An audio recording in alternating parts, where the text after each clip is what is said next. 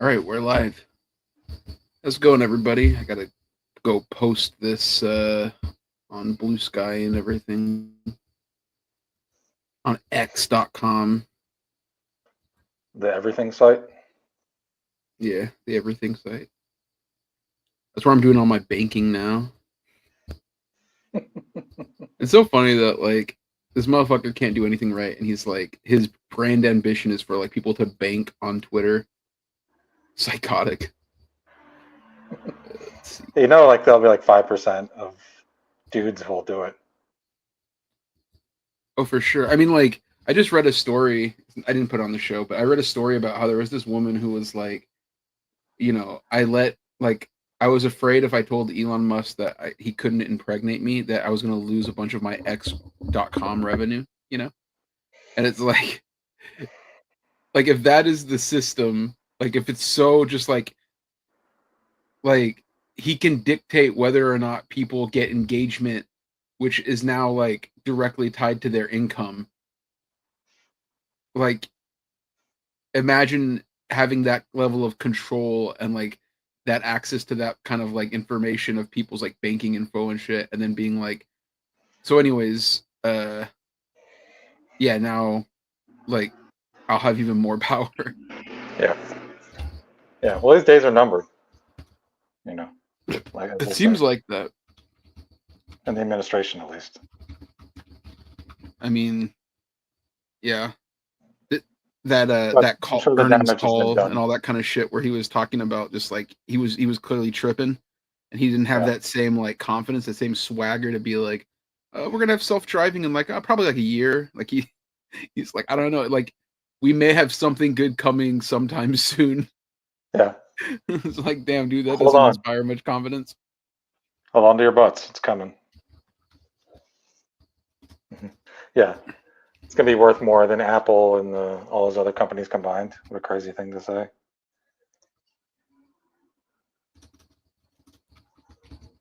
What'd you get up to today? Walk the dog. It's nice out, so I'm trying to stay outside as much as possible. Yeah. And then I worked a little bit. Went to the grocery store. Watched some of this draft because I'm 100% draft pilled right now. I know. I love how in our chat you're just like, I'm out on this guy or I'm in on this guy, and it just seems completely arbitrary just based on if you like the team or not. Like I know you don't watch college football at all, but every player you're just like, I'm out on him or I'm in on him. It cracked me up. Yeah, you're probably talking about my evaluation of Will Campbell. The NFL draft is so crazy because like, what happened? My evaluation of Will Campbell to the Patriots, I ripped him to shreds. Said he's got short arms. Oh wow. I don't see him dominating in the league. He's not built like that. Chop Robinson's going to run him out of the AFC East. It's going to be bad for him.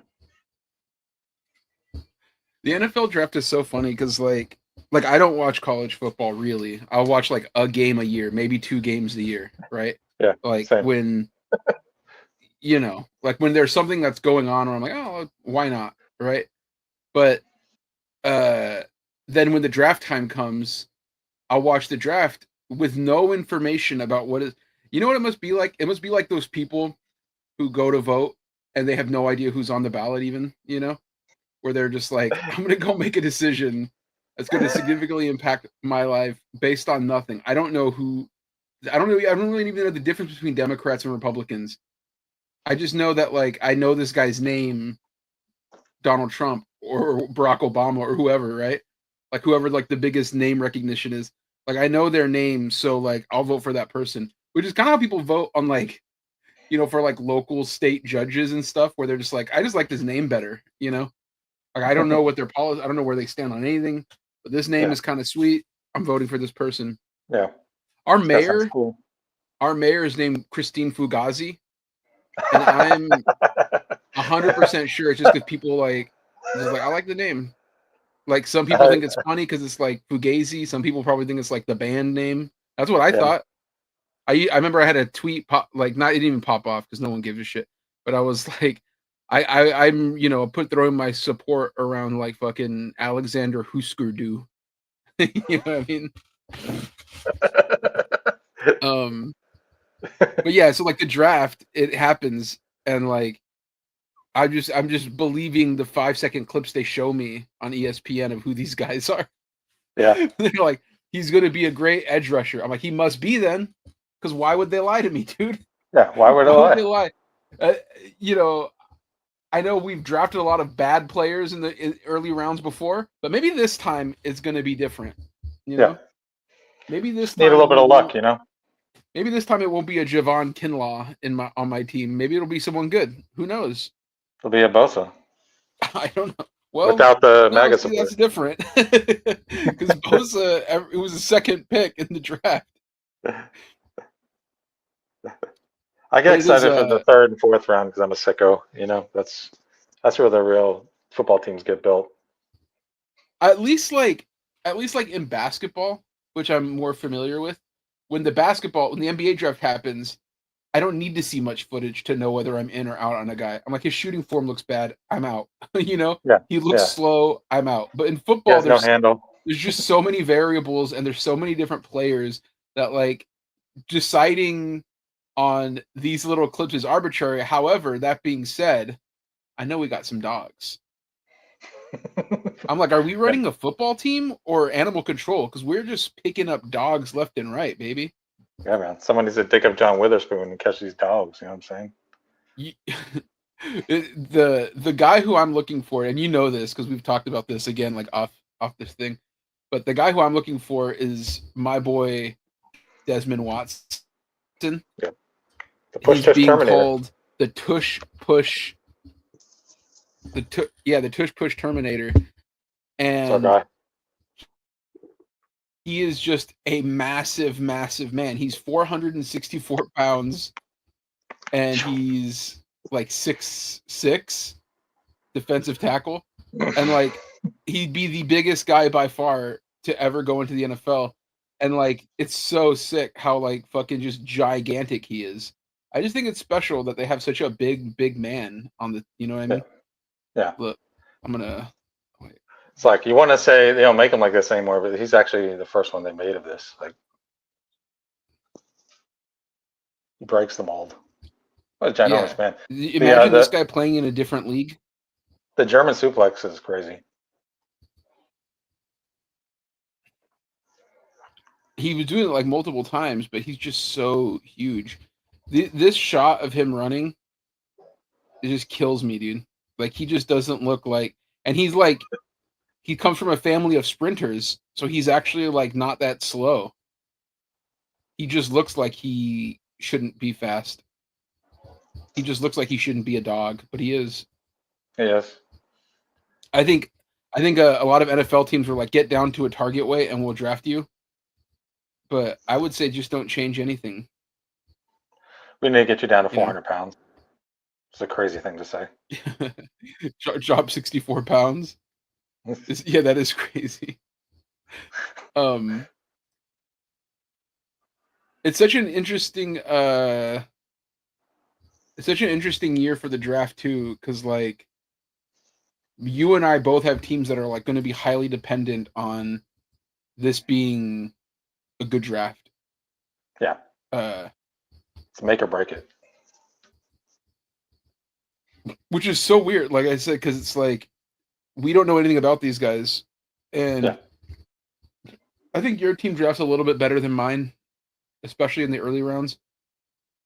Like for some reason, the Niners always just like overthink things, I think, and they try to like find value where they should just get the best player or something. I don't know what the thinking is. All I know is they're always bungling, you know, in the early rounds. But they're pretty good further down, so I like that we have a lot of late round picks. Or like, because like these first two guys may suck, but we might get some hidden gems down here when when we're just like scooping out the bottom of the barrel. That's the move. Yeah, we generally, I think we draft pretty good. Our problem is when we go to free agency, they always fuck everything up. They keep the wrong guy and get rid of the wrong guy. So, I think that's what's exciting for me about it. It's because like it's all just a mystery. Like, is this guy going to be good? I don't know. And I get to track him throughout like the training camp. If I like listen to a podcast or read an article. Like, oh, what's up There's with like this the guy? whole Key and Peele thing too of just finding guys with great names, Yeah, finding guys with dude. Last year great we found Storm Duck in our corner. Storm Duck. He's a free agent corner. He's actually pretty good. He stuck around, so he's On going to play a first lot things this year. first, on first things first, Wilds had the great take that Jackson Dart got an extra 5% boost in his stock because he just has a name that sounds like a quarterback. I love that. I love that he's like, yeah, his name just sounds good. It's like It's you wouldn't pick Jackson Interception that high in the draft. like Stevie Laser or something. Great name. Yeah. As much of a weirdo I feel like for watching the draft too, by the way, like there's something weirdly exploitative about it. As much as I feel like it's just like, you know, like there's uneasy sort of racial sub what do we call it? Like subtext to all of it. Mm-hmm. Where they're like, you know, let me see how fast this guy runs, let me see how high he can jump. And they're like usually all like from the South and everything. Just like makes me uncomfortable. But as much the whole combine stuff is kind of weird to me. It's like dudes running around in shorts and like. As much as I feel weird about all that stuff, though, I think it's even weirder for the people who go there and like boo and cheer for the different people. I was watching today, and there was a guy, a Chargers fan, and he was dressed up like a Raider, you know, with the whole get up, the helmet and everything. But he's wearing a gas mask, and I don't know what that's supposed to mean. Like, does that mean the Chargers are so toxic? I figure it's because their fans are so toxic, or because they're so horrible to watch that you need a gas mask. You know? The Charger was doing that? Yeah, the Charger fan. He was wearing like a gas mask, and that was part of his like fan fucking outfit, you know, with lightning bolts on it and goggles and like a wig. I think he was probably thinking he looked cool. Yeah, I don't know. I kind of feel like there's got to be like a message behind it, you know? Like the Raiders guy, he was like, oh, that guy's a barbarian. He's a badass. Like what is this guy? Guy who looks cool. Says you. There's nothing cool about the Chargers. Gas masks look cool as shit, dude.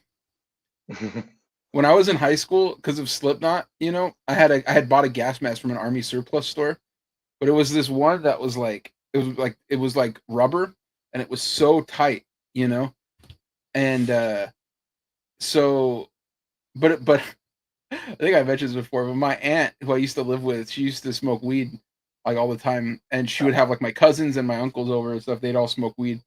You know me, I'm straight edge. I have been forever. So like I never smoked weed, but I had a gas mask because I just thought it looked cool. At one time I came out, I hate the smell of weed. I came out and I had the gas mask on and they were tripping. You know, they're like, what the fuck? And then and I was like, you know, I was doing it like partially as a bit, you know. Sure. Because that house would get like, you know, like hot box basically. Like, they would smoke so much in it. And that's also, by the way, why I've always been like pro legalization, because I always thought like these people are like just normal, you know what I mean? Like my family, they're not like they're like not dangerous. If anything, they're way less dangerous when they're high as shit. Like more people should be high.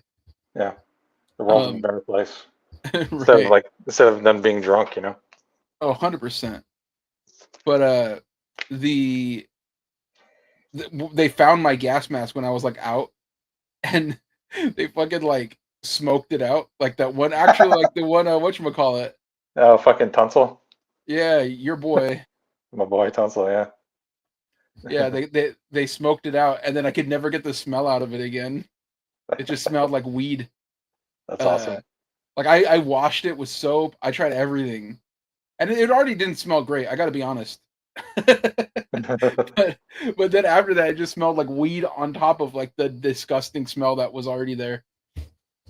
One time, me and my buddies, we used to like just walk around and like go and, you know, just fuck around.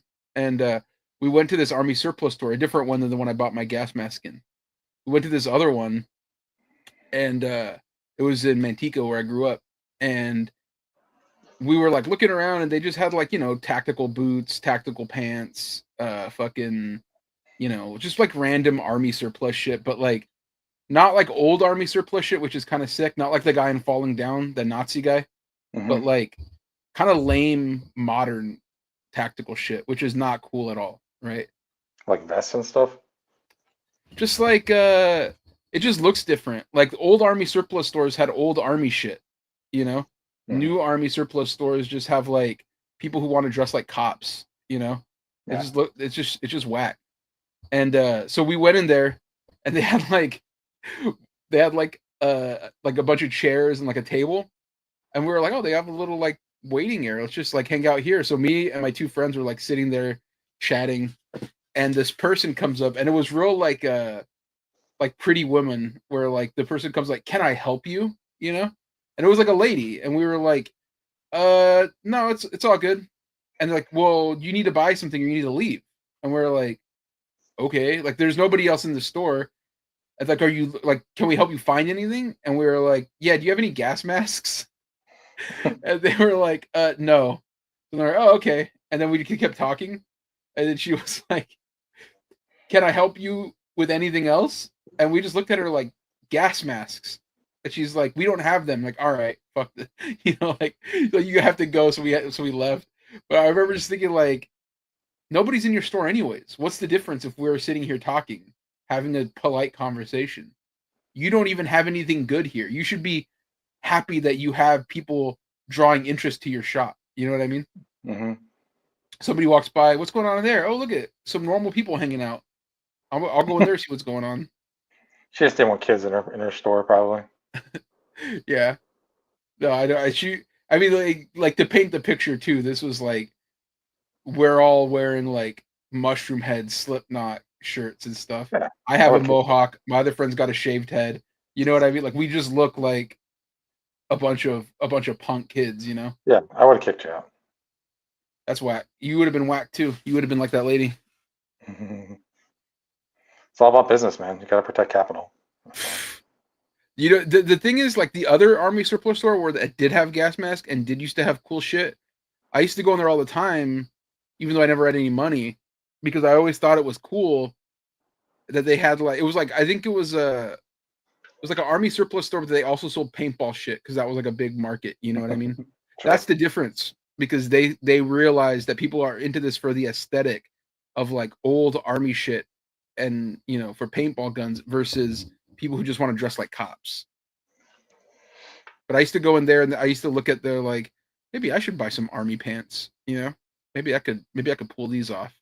Yeah, they're I was just comfy. like a nom vet.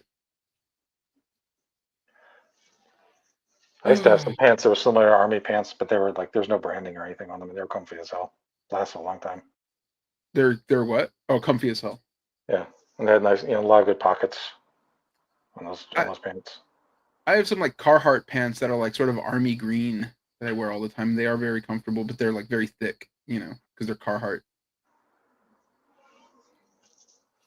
You know what? 6:30. Hello, everyone. Welcome to a new episode of New Cool Meat Podcast, episode 23. Jordan number. What's up? Draymond number. Do you guys have any 23s on your team that are like relevant? No, we retired it. Remember? Why? Because of Jordan, Pat Riley retired it Oh my god. out of respect. It's an Yeah, L move. it's in the rafters. We got a 23 up there, and no one's ever worn It's an L move. it. But you know what? Shout out to Pat Riley. Shut up. Episode 23 of New Cool Meat Podcast. Uh, the best comics podcast where we do not talk about comic stuff. It was very explicit about that. We Yeah, refuse to talk about comic stuff. I don't even know what those are. Yeah. Instead, we talk about sports, talk about life. We don't talk about news, but sometimes news does happen and we have to, kind of skirt around the edge of it. Try to play both sides. I feel like we're a centrist podcast. We're non-political. Yeah, So like, no politics here. No yeah, yeah, politics, no religion. That's the rules. yeah. Speaking of which, you see my boy went out sad, dude. Jesus, he did. Pope Francis. Oh, yeah. No, he had 88. 88? Was that how old he was? That's a good run. Yeah, He'd but go he out still sad. went out sad though. Nah, he went out on top. He wasn't going to pope any better than he's been poping. So down over here. He was putting it up like kind of record numbers. Like he was kind of like a chill pope, Yeah, which is yeah, like not common. I feel like sometimes we get dickhead popes. yeah. He's the kind of pope you want to have a beer with. Yeah. I grew up Catholic, but we talked a little bit about this, like, me and you. but I went to like a lot of Spanish services, so a lot of the like religious aspects of it kind of like washed over me. Like I never really felt like I never felt any of that, you know, Mhm. because I didn't speak the language. It was just about the ceremony and the ritual. And then like I would go to catechism where it was in English, and they would kind of give me some of the stuff, and I was just like, I just don't. None of this feels applicable to my life. None of this feels like worthwhile to even be dealing with. You know. Mhm. How about you? How was your what was your religious upbringing? You did you go to Uh, church? I was baptized Greek Orthodox, so I've been to a couple Greek Orthodox services when I was younger. Went to some like New Year's Eve and Christmas Eve stuff back when I But was a your little kid. family wasn't like an every weeker. No, no, my family, my parents were not religious. They were atheist or agnostic, I guess. Mm. They didn't. When you were young too, Yeah, then yeah. why I did they went to baptize you? Just like it's a just like family tradition tradition. thing. Yeah, my yaya, my grandmother wanted me to be baptized in a Greek Orthodox church. So for some reason, she was always like, "Well, if you're ever homeless, you can go there for a meal or something. You know, tell them you're Wait, Greek they only Orthodox." accept you if you're baptized? I have no idea. I have no idea. I never really got indoctrinated in it. There's actually a Greek Orthodox church right down the street that I've checked out. I've talked to the pastor about going in and checking out, and every time I walk by, I'm like, not Oh, really. like now, currently. Yeah, right now. There's like it's That like would two be kind blocks of down. wild for you to be like getting into religion now at this age. Like some people Yeah, do that, and I just never understand it. I was thinking more like go there, light a candle for my grandmother and my mother, and just Okay. leave. But Yeah, nothing yeah, like yeah. go to a service. I don't want to go where there's any people. But they do have the Greek Fest over there, so they have some really good heroes and shit and French fries once a year. So I check that out. That's But it. no, I went to like in elementary school. I went to a Baptist like a Bible school for like a year.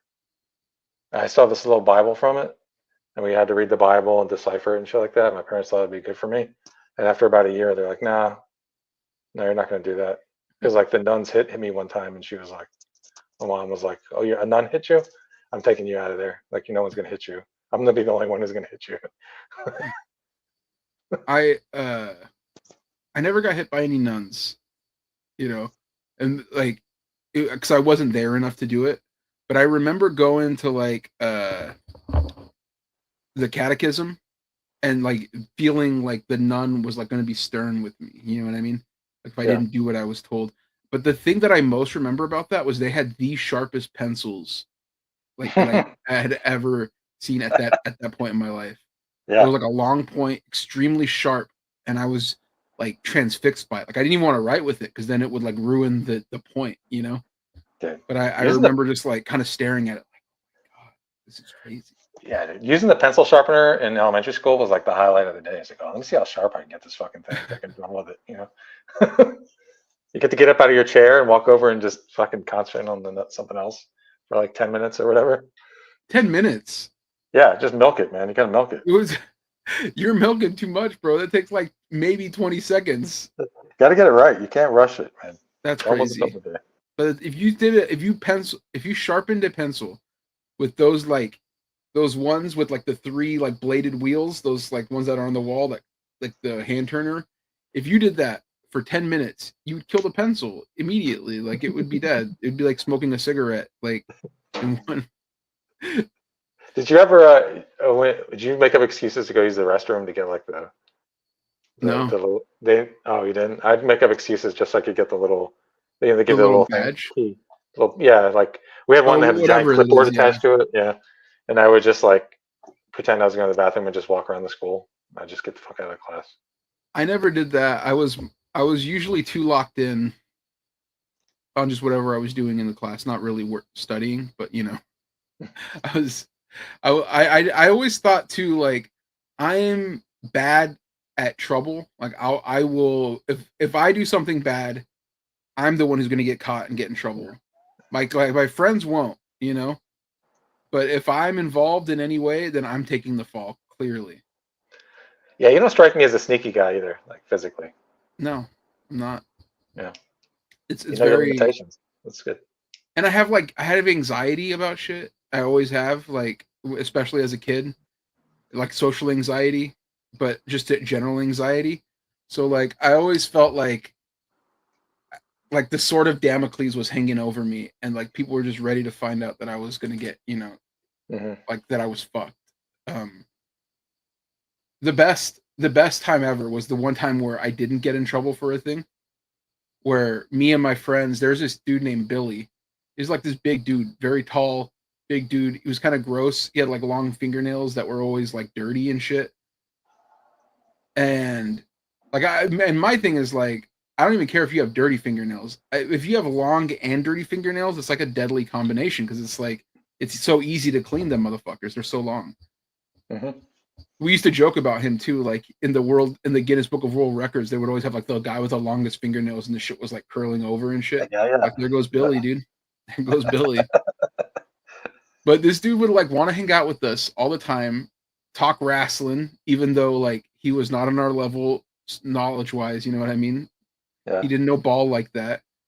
But we'd be like talking. Me and my boy would be talking about like some real shit, and he'd come in like, "You guys see The Rock?" We're like, "Yeah, dude, we saw The Rock, dude. We were talking about fucking the Masterclass William Regal Chris Jericho match, dude. Get the fuck out of here." You know what I mean? Yeah. Real mad technicians, man. Grappling. We were work rate guys, bro. Yeah. But he would come in and he would be like, he would come to like the fence because we would always sit like out like the edge of the field, and he'd come at the fence. He goes, "Oh no, guys, somebody's going to electrocute me. You guys got to help me." And we would just be like, "Dude, shut the fuck up." You know what I mean? He kept milking that bit. He kept doing that one over and over again. Yeah, and one time. That's annoying. So this dude Billy, mind you, postscript for all this kid ended up being a white supremacist. Oh, fuck Billy. Yeah. Like I don't rock with Billy, but Billy, his mom used to work at the gas station, so every day he would come to school and he'd have fucking soda and candy bars, and he would bribe our friend to hang out with him. And we're like, "Look, that's fine, but you cannot bring him around us because he annoys the fuck out of us, right?" And one day, there's like something on his pants, like he had a stain on his pants, and we just said, "Billy shit his pants." Hey guys, you see Billy shit his pants? And it just became a whole thing of like how Billy had shit himself. We would tell other people, "Hey, get over here, check this out, dude. Billy shit his pants." And then everybody just thought it was so funny that it just spread that Billy had shit his pants. Right? So that day, the principal calls all of my friends into the office and just fucking screams at them. Didn't call me though, because he did it at lunch, and I used to do this thing where like I would go help like second graders read, like I was part of this group program where like they had older kids tutor younger kids to read. So I just happened it was my day where I had to go do that. And I remember being a little bummed, like, damn, I'm going to miss out on this great bit that we've done where we're gaslighting this kid into saying he shit his pants. Like such a hilarious bit. And then he ended up crying, telling the principal, but that was the one day that I didn't get in trouble. And I was like, dude, this is sick. And like they couldn't, because they were like, that happened during lunch, and I had the best alibi ever. I was like, no, I couldn't have done that. I was teaching a little boy how to read. Man, you might have bullied that kid into being a white supremacist. No, it wasn't me. It actually, like, he was such a loser. He still wanted to hang out with us after that. Dang.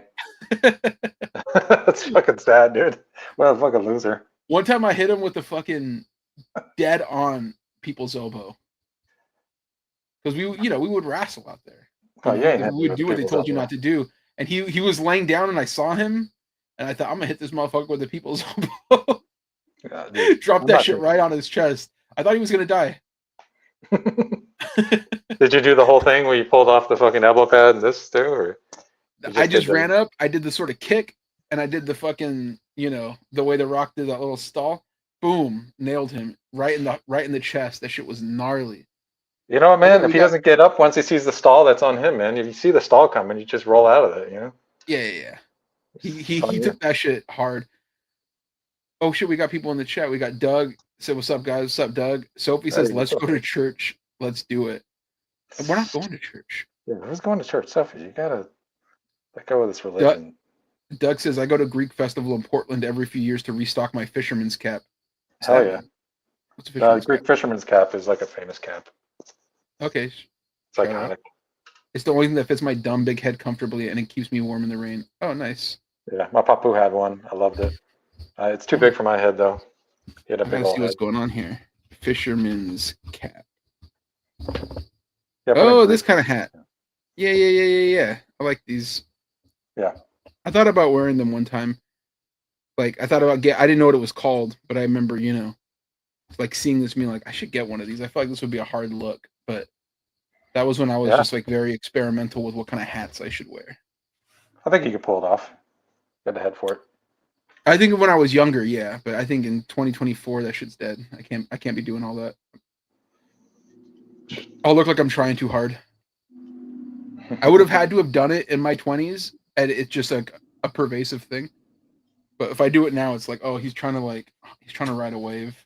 Can't be doing. Yeah, I kind of feel like if you're set as like a ball cap guy, Yeah. like if you start. Well, I used to showing up wear like a Kangol hat, like frontward, like Mario in the Mario Brothers movie. Yeah. I used to be my shit. I feel like though once you're like mid 30s and you're picking up cap styles, it's a little late. So That's what I'm saying. Yeah. Like I just can't be doing all that. Unless you're going to an event, if you're like going to an event and you're dressing up and it fits the outfit, I could see it. Yeah. The thing about Billy, the funny thing about him, the last thing I remember like truly about like in like the 8th grade, because that happened when I was in like the 5th grade, or no, 6th grade. But in the 8th grade, I remember he got bullied again while he was talking to me. But I like at that point, like 2 years had passed. It's like he was less annoying, right?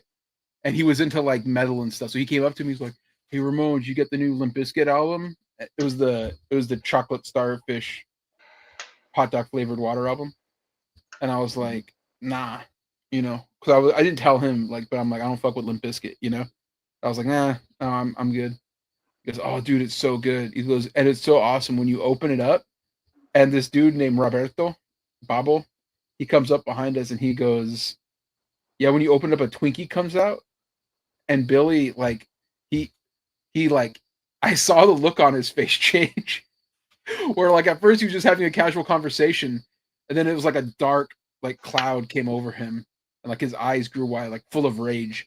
He turned around and he shoved this motherfucker, I swear to God, like 10 feet. Like I couldn't, like Baba was a small dude, so he got shoved like 10 feet. Dang. And I was like, probably not 10 feet, probably like 3 feet. Let's be real. But in my head, it was like he just shoved this guy to hell. Yeah. Like landed on his back. It was crazy. Everyone was like, "Oh shit!" And, including me, because I was right there. I was like, "Damn!" Like Baba does not want to fight this dude. He would get fucking destroyed. And like that dude gets up, runs away, and then they both get called in the principal's office. And then they explain what happens. And then in like the next period, like math class, the math teacher starts saying how wrong bullying is, how like people shouldn't be bullies and shit, like that's disgusting. And I remember just being like, yeah, that's horrible. I was an ally. I was sticking up for him on that day. I just bullied him when I was younger. It's a weird thing though, because I didn't really bully him. Neither did the other kids. Like we gaslit him that one time, but most of the time it was him like not taking the clues that like we didn't want him around. And I think that's hard for kids, to like understand that. Like I know when I was younger, I wouldn't understand like I always felt like people didn't want me around. That's why I had social anxiety. You know what I mean? So like I never had that situation where I'm like, oh no, like am I overstaying my welcome? Before that I ever got to that point, I was already like so like looking inward, being like, I'm not, so like they don't want me here. You know what I mean? Mm-hmm. Yeah, I know what you mean. Especially as a kid. Yeah. You didn't have like problems like socializing as a kid though, huh? You were just No, like, not really. No. Yeah, I always had friends. I was really amiable. People like me. I don't know if it's my personality or just like give off a good vibe, but people like having me around. this is remote. I want you here. Yeah, well, I obviously know it now. obviously. Now you know. Obviously now I'm a dynamic personality, but when I was a kid, But I didn't. I definitely have felt that where like I wanted to be liked too bad, or like I wanted people to like me because I wasn't sure if they did or not. When I was young. Yeah. Um, but Well, it also was. like I don't know about you, but I grew up in like a very big family. So like my I was whole an only child pretty family. much. What's So that? I was pretty much an only child. Like I had Yeah. siblings, but I wasn't raised with them really. So like it was like a weird situation where like it was a huge family. It wasn't like in Tracy, the whole it was like a huge Mexican community in like Southside Tracy, and there was like some dominant families where like if you were one of those families, everybody sort of knew who you were. It's like it's why I love like the Godfather movies and stuff like that. Is like it feels so similar, where Mm. like you knew that there were tension between some families and this kind of thing, but like when there would be a party or whatever, there'd just be tons of people, and I'm related to most of them. So like you would like so in general, it's like you're gonna like nobody's gonna it's not like you felt uncomfortable, right? Like being in a position where you're in with a lot of people, but I didn't relate to a lot of them. I didn't like my cousins, and I still don't to some extent. Like I never really felt like we had the same cultural background, same family, whatever. But like I just didn't care about any of the things the other kids cared about. You know what I mean? Mhm. Like I could give a fuck less. So it was like I felt alone in like a big crowd, and it was like people that I shouldn't be alone around. But as I got older, like I just sort of isolated myself more from it, and then you know I had real bad social anxiety, like I said, and at some point I just stopped caring. You know, it took a long time, but I just eventually was like I don't give a shit. Like they're Mhm. not gonna like me, or they will, but ultimately it doesn't really matter. Yeah, yeah. You eventually stop giving a shit. I grew up I was like a little kid with glasses, and I got picked on a lot and didn't have a lot of friends. And once I got contact lenses, I got a bunch of friends, and girls were interested in me. So Mhm. I really quickly noticed how fickle people could be, and like how you know it doesn't really matter. Yeah, And like it was weird because I had my friends that I kind of had were my hardcore friends when I had glasses, and I got contacts, and I started getting all these friends and girlfriends, and I got farther apart from those friends. And I remember there was a lot of tension there between me and them for a period. that you switched up, that you Yeah, and I acted switched brand new. up. There was this big fight once in the gym because my one friend Phil thought that I became best friends with this other kid Danny instead of him, and we just kind of came Damn. up together. And then we Is had this that fight on meme the of beach. like no longer friends with Phil, Danny is new best friend? Yeah, yeah. And Phil took it personally, and then they were supposed to have a fight on the beach, and a bunch of people showed Those up. two were gonna fight basically Yeah, they were going to over fight on the like beach over me. your I was friendship. like Paul. I was Paul Heyman. That's They're fighting crazy. over me. And then Phil's Puerto Rican, and he brought all his cousins with him. A Puerto And Rican Phil. I feel like you told me Puerto about Rican this Phil. guy. Yeah, A yeah. piece of shit at some point, right? We, We don't have to we, get we into it. squashed it out. We Okay, squashed it okay. out. I won't say. Okay. I won't say the rest of it. I No won't say the details, rest no of details, but I did hear about this story. it. Yeah, yeah. We became friends. Eventually, like it's a long sordid thing where uh, like we ended up being friends. Like my girlfriend and him were friends.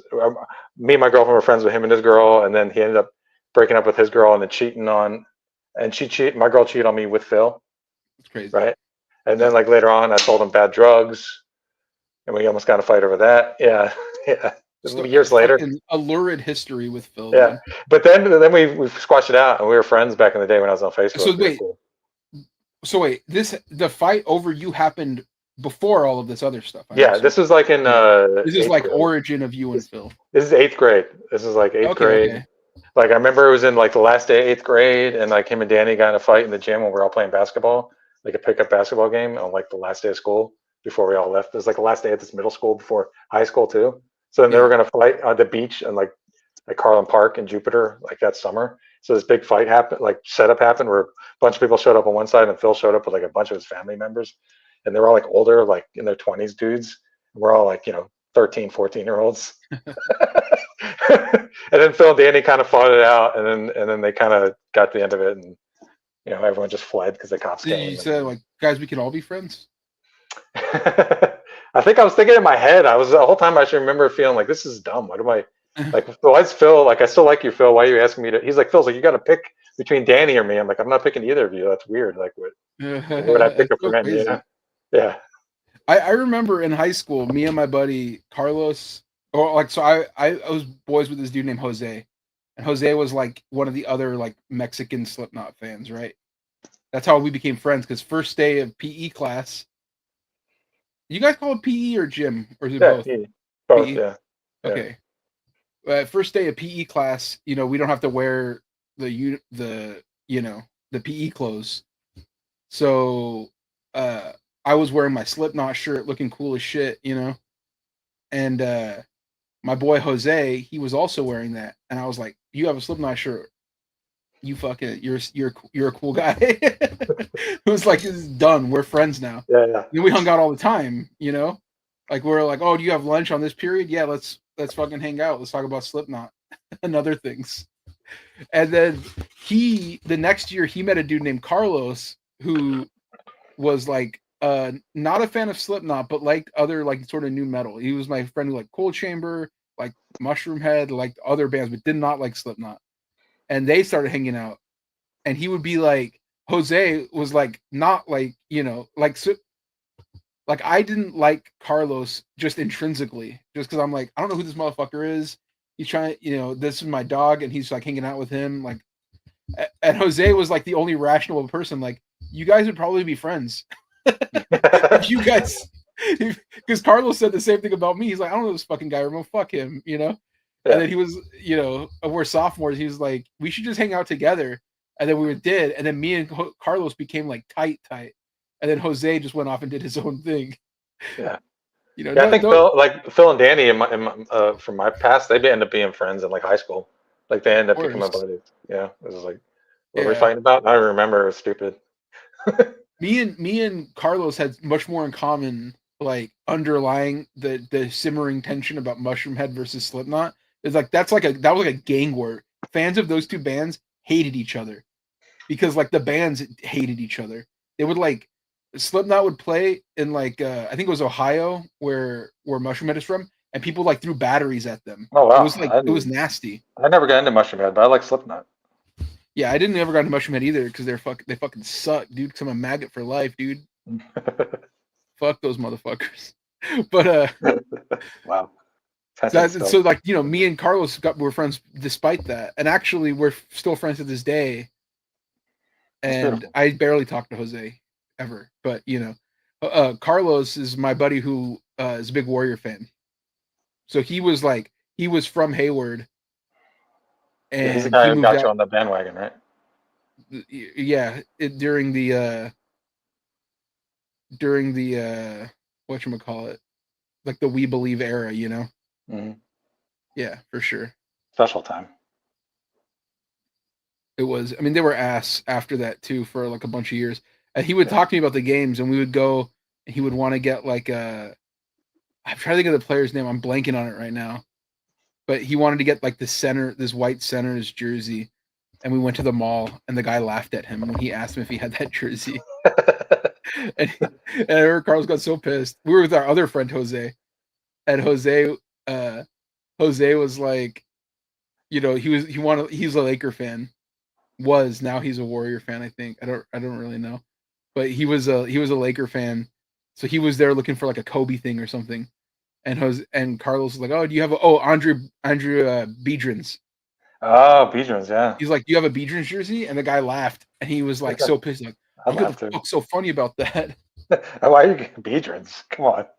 Think I'm So gonna get Biedrins? I don't think I've even heard of Mushroom Head. They were huge. They were another band with hella dudes, and they all wore masks as well, except for the lead singer who wore makeup. You know what the funny thing about my boy Jose was? That he was such a fan of the Lakers and like certain other things, but he was always so shy about it. But I remember like when we had Xbox Live, like we all, you create like a username, and his was LO triple double for Lamar Odom triple double, right? And we were That's like, awesome. I would make fun of him, like, bro, I can't believe you got like Lamar Odom as your screen name. That's so funny.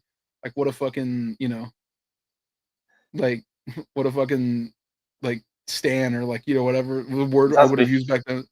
before he was caught smoking crack, right? This is way before he was smoking crack. This is like when he first came out and he was like popping off. Yeah, I And he loved goes, him when he was on bro, the Heat.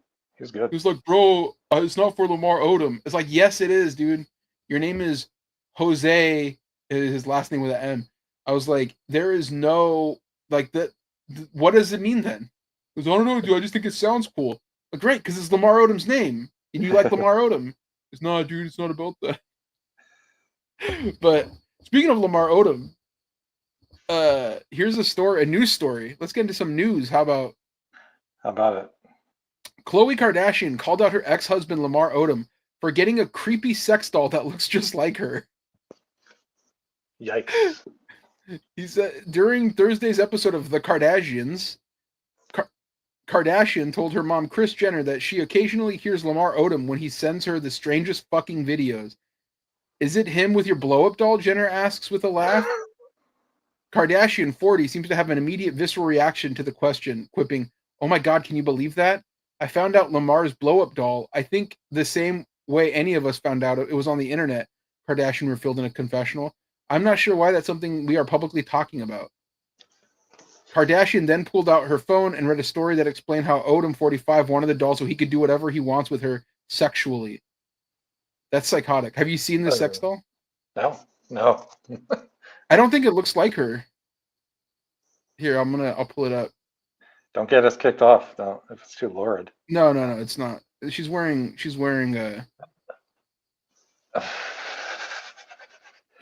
underwear. What is... You sound so demonic and unwell, Kardashian commented. Am I supposed to be flattered about this? Continued. It's more, man, this validates how different we are and how much we've grown apart. It's just creepy and it's weird, but I'm not hurt by it. Yeah. He's on a weird and gross journey, they're saying. I was gonna say, is Lamar Odom okay? But we know he's not. So I mean, yeah, he was a former crackhead. I wonder if there's any other picture of this doll. Lamar Odom. Which one is it? Khloe Kardashian doll. This can't be the only photo. Like, I need to see one with her with hairs. That way I can really see if it looks like her. Breaking news: Niners picked a linebacker, Nick Martin, out of Oklahoma State. Dog. Oh, you hear that? Right now, 26 reps on bench press. That's a dog right there. Hold on a second. Nick Martin. My boy Nick Martin. That's what I've been calling for. I've been saying we need Nick Martin. Nick Martin, not Dick Martin. I said Nick Martin. Okay, just want to make sure you got that. Don't you go around throwing dick around. Okay, here we go. I found a photo that purports to be the doll. $8,000 sex doll modeled on ex Khloe Kardashian. Dude. There she is. Let's see the doll. There's the doll. What the fuck? I guess it looks like her. I don't. That just looks like an anime character or something, or like an AI art piece. It looks like you'd be anybody. Yeah, it's what a sad state of affairs. What a sad state of affairs. That man's an NBA champion. What is he doing? You never see Dwayne Wade doing that. That's for sure. We traded him for Shaq. You know that? I think that's an upgrade. Did you? Yeah, he was part of the package. It was him. You would have championship without him, dude. Brian Grant. The dynasty started after he left, just like in Memphis. Oh, we talking about they won 3 with him. Wait, what's the name of that guy that they just drafted again? The Niners? Nick Martin. Nick Martin. Yeah.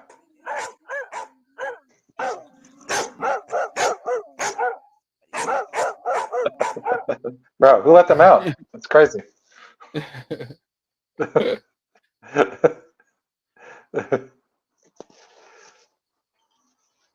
That's awesome. Hold on, my team. I think I hear my team calling. There's all these dogs.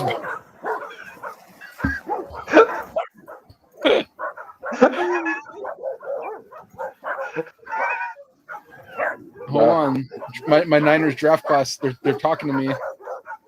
They're saying they're ready for war. Bro, hope there's no leash law at Levi Stadium.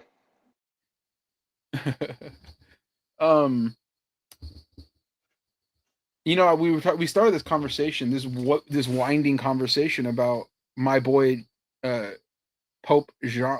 Was it Pope Francis? Pope Francis. My name Yeah, is your boy. Francis. Was that? Your boy. I couldn't remember his name. Well, I just call him the Pope. Sure. Out of respect. When you got aura like that, I don't need to know your first name. You're just like The Rock. Nobody knew he was Dwayne The Rock Johnson. They just were. That's actually The Rock. I knew because he went to the University of Miami, but I'm sure everyone else didn't know. He didn't even get drafted. No, he didn't. He barely played, to be honest. Bum, not a dog. Not a dog. But you know, I imagine he went out sad. This has far-reaching of impacts on many people, but none more so than God's influencer. It's a young boy named Carlo Acutis who died of leukemia in 2006 at the age of 15. You would say, why? What is it? What is this kid who died over 20 years ago? What does it have to do with the Pope dying now? Well, he had scheduled this Sunday canonization for priest for sainthood.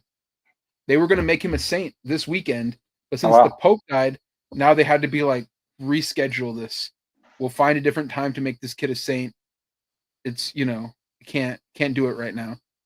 Yeah, got bigger. Sunday you got a conclave, Yeah, we got too much important shit going on. We got to find a new pope. Maybe after like a couple months, maybe the pope settles down, new pope settles down, we'll work in your sainthood.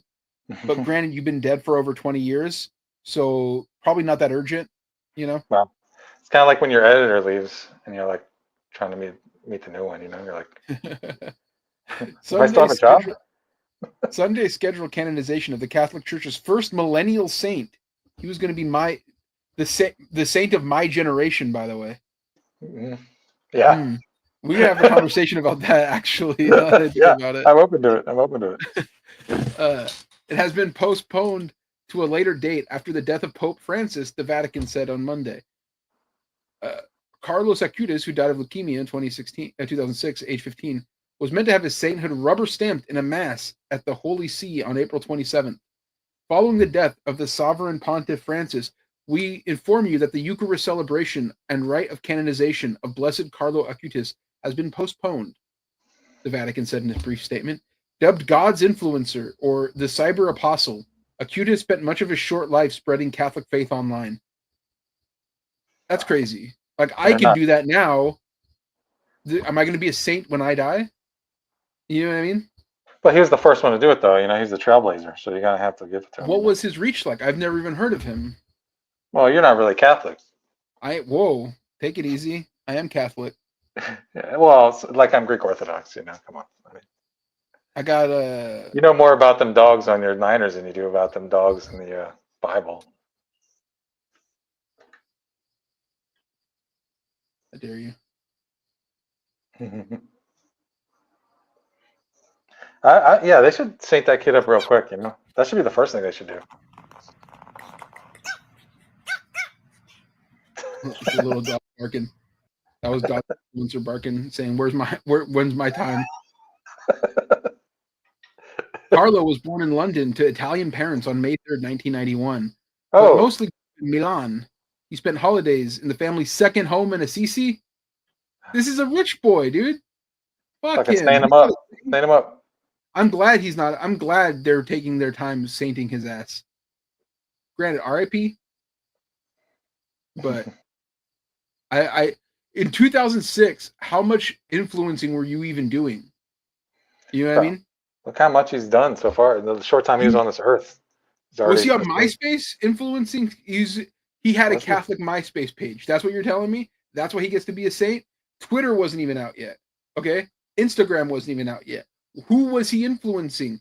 The internet barely existed, dude. That's crazy. No, I'm out.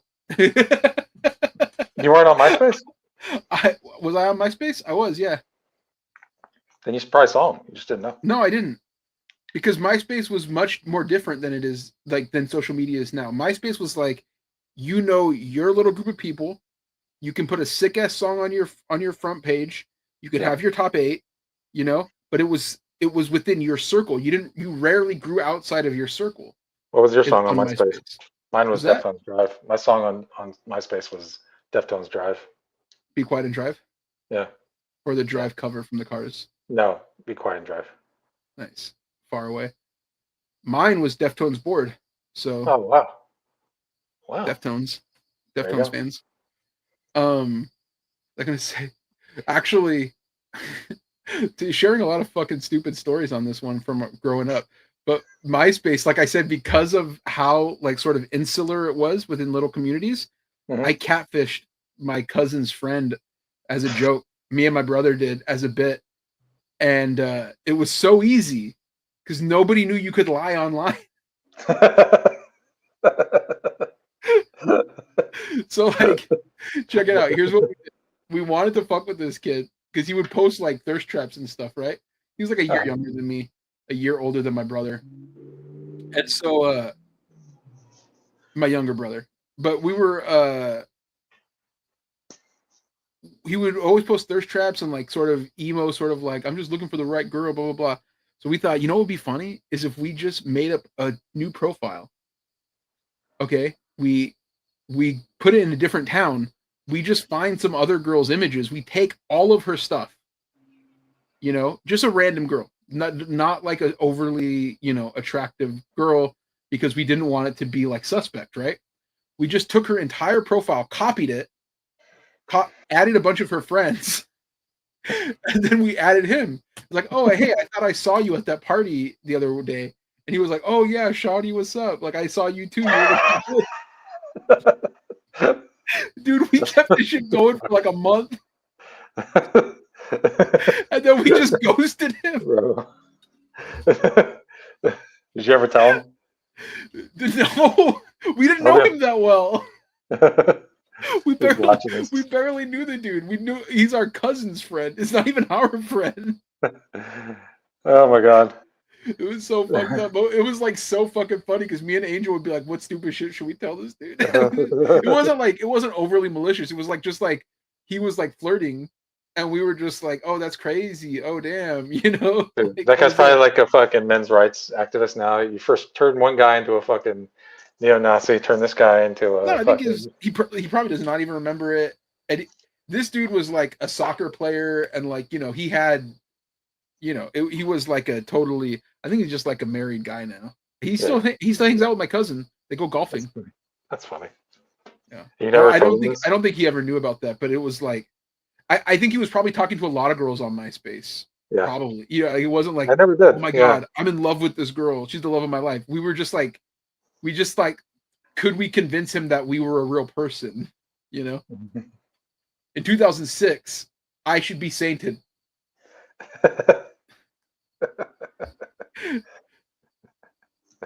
I got in some like, uh, forget it. It's not that good of a story. It's like nothing happens. Wow. But I I think did like, this kid should be sainted right away. They should get it out of the way before the conclave. Like, I why? made a Why does this joke kid? where I misread the room, and I thought like either somebody was fucking with me and it didn't happen, but I thought the cops were called on me and I wasn't going to be able to graduate. And here, you know what? I'll give you the short version of this. I was friends with this girl in senior year, and she would always, it was like the era of like Johnny the homicidal maniac and all this kind of shit, right? So she would always be like, I'm gonna stab out your eye and shit like that, right? She would say that all the time. So then on her MySpace Oh, page, you told me I this story. said the same thing. Yeah, you told me this. And I remember then this. her parents saw it and were like worried that it was a legitimate threat. So they called the cops and they read all of her other messages. And all of her other messages were guys going like, you know, damn girl, you're sexy. I want to have sex with you. And like, you know, shit like that. And so she was freaking out. And then the next day they saw me at school, like her and her other friend were like, you're in so much trouble. Did you know? Oh my God, I'm so sorry. Did somebody talk to you? I'm like, what are you talking about? Like the cops came over and they were, you know, they told our parents they were going to go have a conversation with you. And I was like, oh my God, why? They're like, because of the thing that you said on my MySpace page. And I was like, you say that to me all the time. And she goes, I know, but I tried telling my parents it's just like a joke, but they didn't get it. I'm like, okay, well, I'm fucked, but nothing ended up happening. I even told my mom because I was so tripped out about it. And she went to the police department and and they were like, is this a thing? Like, is there like are the police looking for my son? And they were like, no, but your son should probably not say that stuff online. And she, and then what happened? I shut down my MySpace page for like a year and a half. And I opened it up when I realized how to properly use my internet, presence. That was wild though. I was like, oh my god, I just ruined my life over a stupid ass joke. Yeah, that would suck.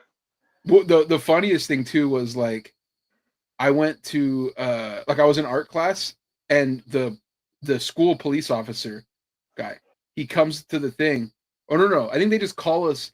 They were like, they called my teacher, and he was like, Ramon, go to the fucking like the on-campus police officer's office. And I was like, why? This was after, and I was, oh my god, this is it. Like I said earlier, like I always thought I was going to be the one to get in trouble for some shit. Like I was like, it was the longest walk of my life where I go to this fucking police officer's little like room, and I'm just like, oh fuck. I get in there, I'm like so nervous. I must be like dripping sweat and shit, and he's like, I called you? And I was like, no. And he's like hella chill, like kicking back in his chair, and he's like looking at these like monitors, like not even making eye contact with me. And I'm like, no, what's going on? He goes, we need signs for the graduation, like, park here. Can you paint those for us? And I was like, yes. When do you need them by? You need them like today? He goes, oh, just like in a couple weeks. I was like, yeah, no problem. I'm done. I was so stressed that I was like, this is it. I'm fucked. And then he was just like, can you paint some signs for us? And I was like, yes, no problem. You're about to confess to a bunch of shit you didn't have to. Wait, you did what? You're right. I fucked up.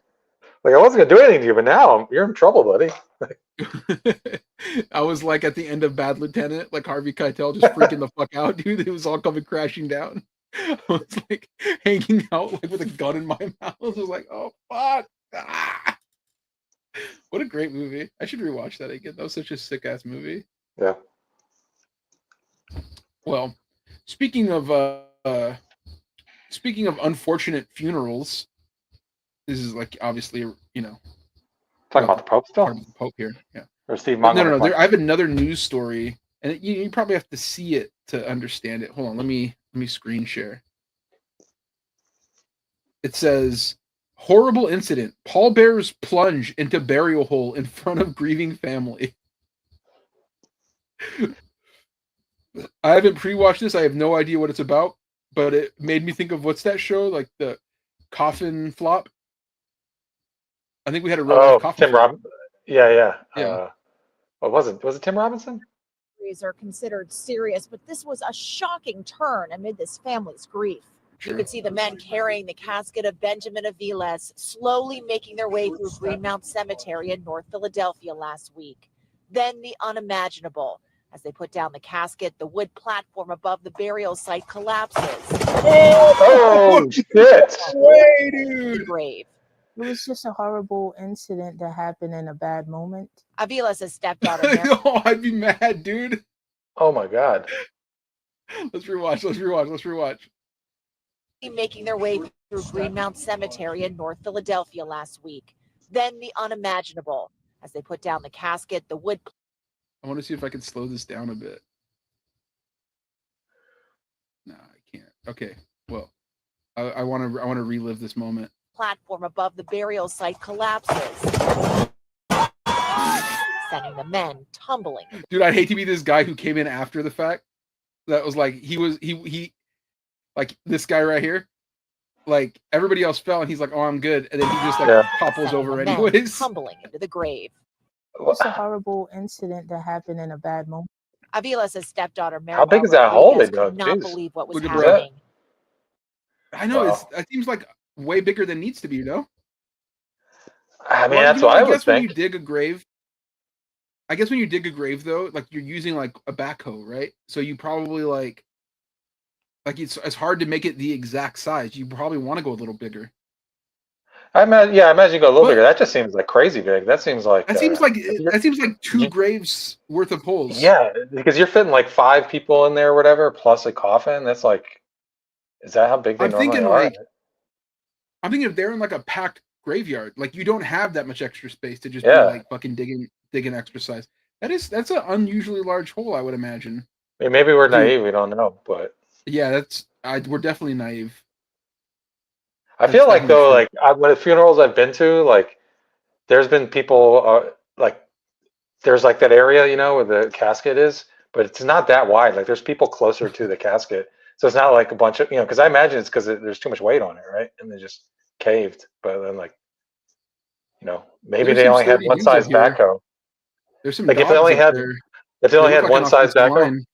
Oh yeah, for real, dude. That's gonna be my Dolphins' offensive line next year. Fucking beasts up front. And that's going to be Hog them mollies. guarding Tua right there. That's why they're going to look exactly. Your weekend at Bernie's as quarterback, dude. I'm telling you, Zach Wilson's going to eat behind that line, man. I'm telling you. Dang. Telling you. I believe in Zach. Let's I watch believe. this fall one more time. Whoa! Sending the men tumbling into the grave. It was just a horrible. It's so fucked up to laugh about that. It's like Yeah, that's horrible.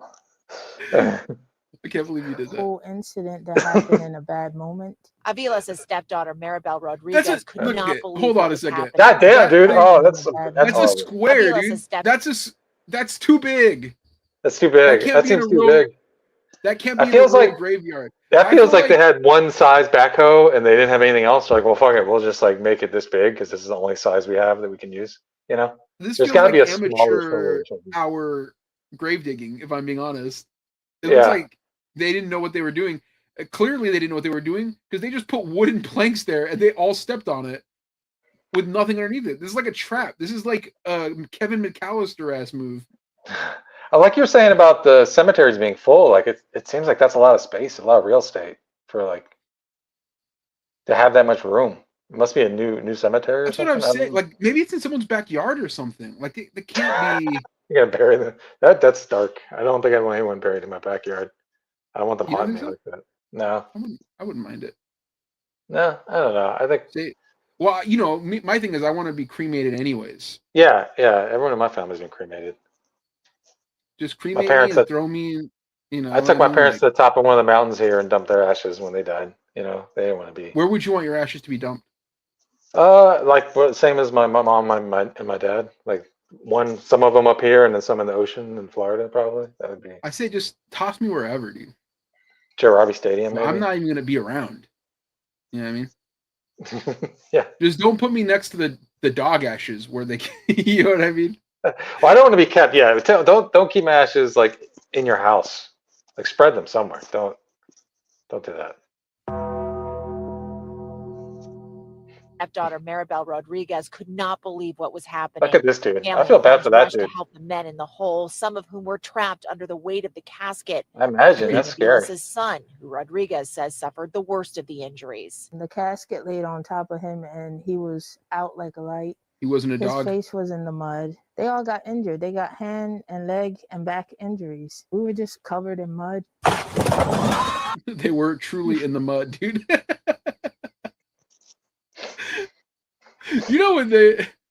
When the producers of this news network saw this, they were like, that's gold. She and her family blame Greenmount Cemetery and the Rodriguez Funeral Home, no relation, for what she calls subpar conditions for burial. I'd say, Yeah. Made the hole too big. yeah, I'm out on these gravediggers. Yeah, they're horrible. Real. The whole thing was trembling. It was like wobbly. It was unstable. It was all wet and soaked. Aviles was eventually laid to rest. I think that Hope they're they should suing him. apologize. I think that there should be some reimbursement involved, being that the ceremony was interrupted. Nothing was done properly. Action News reached out to the cemetery and the funeral home, but received no comment. Wow, no comment from the funeral home. That's fucking. They said Shout out to his family. no refunds. No They need to get- refunds. They need to get our boy Tony Busby on the line, you know? That's crazy. Is this the other Catherine story? Scott, Channel 6 Action News. How do you cut back from that? How are you in the station being like, huh, well, That happened. okay.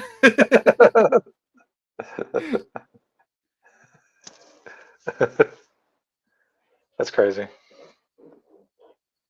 Life sucks, and then you die.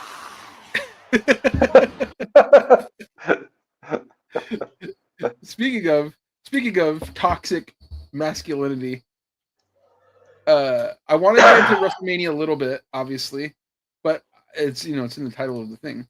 But I did want to talk about. Are you familiar with the UFC champion BJ Penn? Yes. He was from like an era of MMA that I really loved. I loved that mid aughts. And I never was a huge BJ Penn fan. I kind of hated him, in fact. Didn't like his energy at all. But there's a news story in here that was very fascinating to me.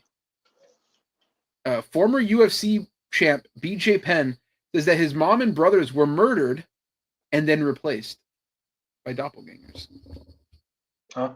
Former UFC champion BJ Penn has taken to social media in a series of videos that to allege that his mother and brothers have been murdered and replaced with imposters.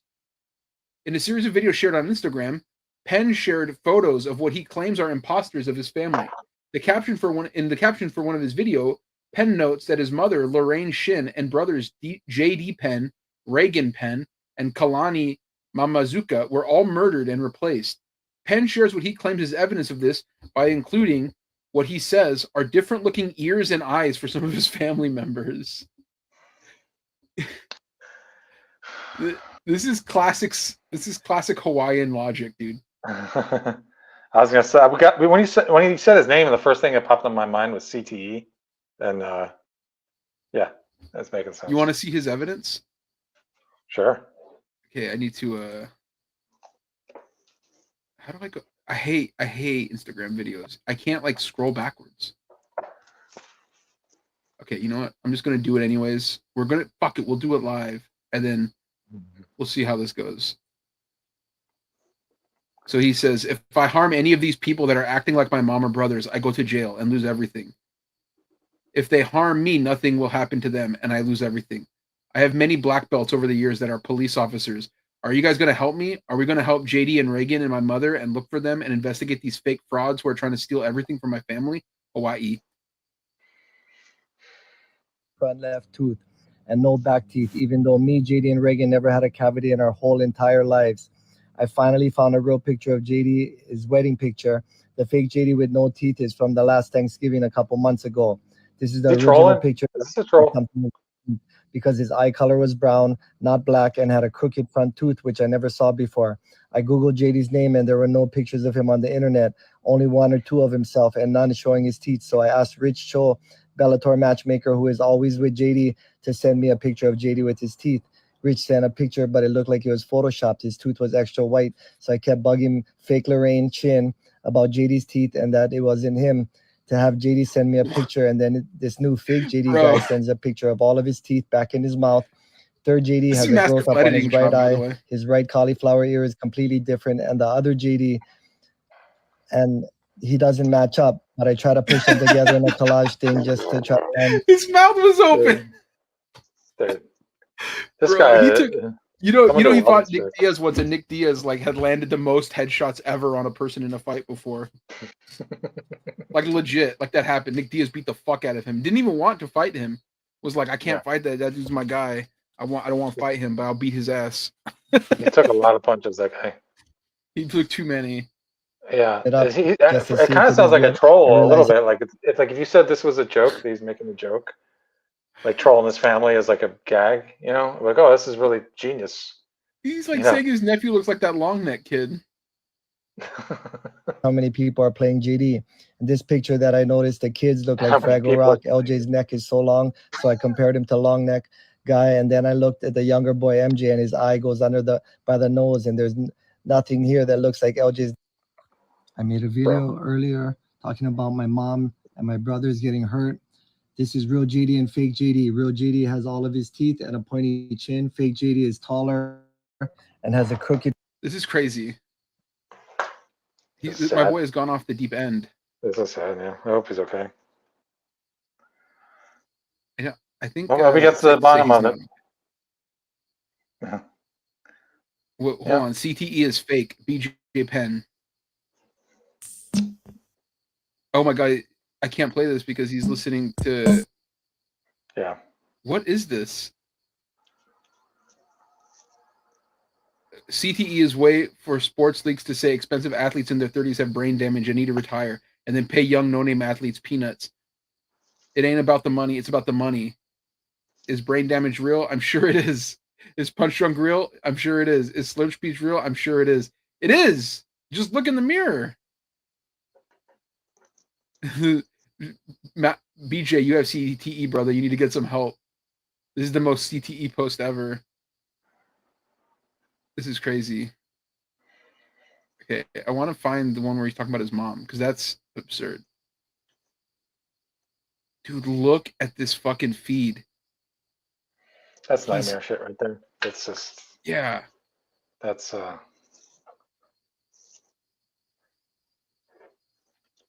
I bet he's super MAGA, right? It seems like goes right with it. Look, hold on a second. Are all billionaires in the world are government actors, including Elon? Destroy the Elon Musk option died. and the Give me graft. 200 billion. They will kill me. That's a fucked up thing to live with. Yes. All right. Well, yeah, he's not doing well.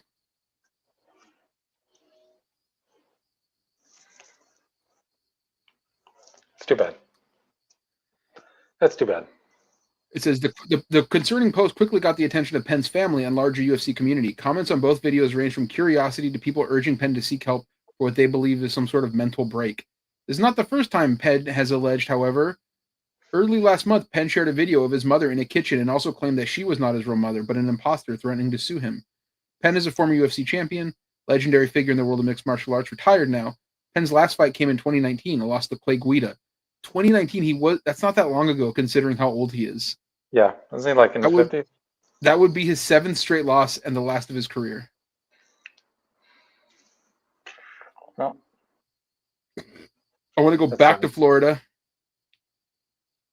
to Haiku, Hawaii. Eddie the pig was adopted by Sarah Haynes a few years ago. She adopted him from a local pig rescue after he was found running around Kihei with scars and rope burns. They believed he was being used for hunting dog training. He had that dog in him, though. I adopted him and built a pig enclosure and a house and a pool and all sorts of stuff, Haynes said, who has a pet sanctuary on her 9-acre lot in Haiku. And I promised him a good life and that I would keep him away from that kind of treatment. I'm going to show you the picture of the pig so we can get a read on what this little guy looks like. There he goes. Oh, adorable. Yeah. What do you think happened to him next? I don't want to guess. I don't want to speculate. It's been a dark show so far. I don't want to. It's going to get darker. According to court documents, sometimes between May 11th and 12th, 2 teens trespassed onto Haynes' property, stole Eddie, and killed him. When Haynes realized he was missing, she noticed her wire fence had been cut and posted on social media about her missing pig. She said her phone blew up instantly, and it was just a video after picture after video of Eddie getting attacked, and they posted everything on Instagram of what they did. These are influencers, bro. These are what teen influencers look like. In my day, the teen influencers of my generation, they spread Catholicism. It's a different era, dude. We live in different times. Well, I'm saying In we got my to sane him day- up. You argue with me, but you gotta get the kid in the sainthood. Yeah, Got it. after seeing what kids are doing now, I want those kids. I want that guy sainted. Yeah. Glad you could finally come on board. Because in my day, we didn't do weird shit like this on the internet. No, not my generation. These are my Your people. generation didn't have the internet. They barely had computers. This is true. This is true. She said most of the calls came from hunters because they didn't believe the two teens who had just won $1,000 from a biggest pig contest actually found a wild pig.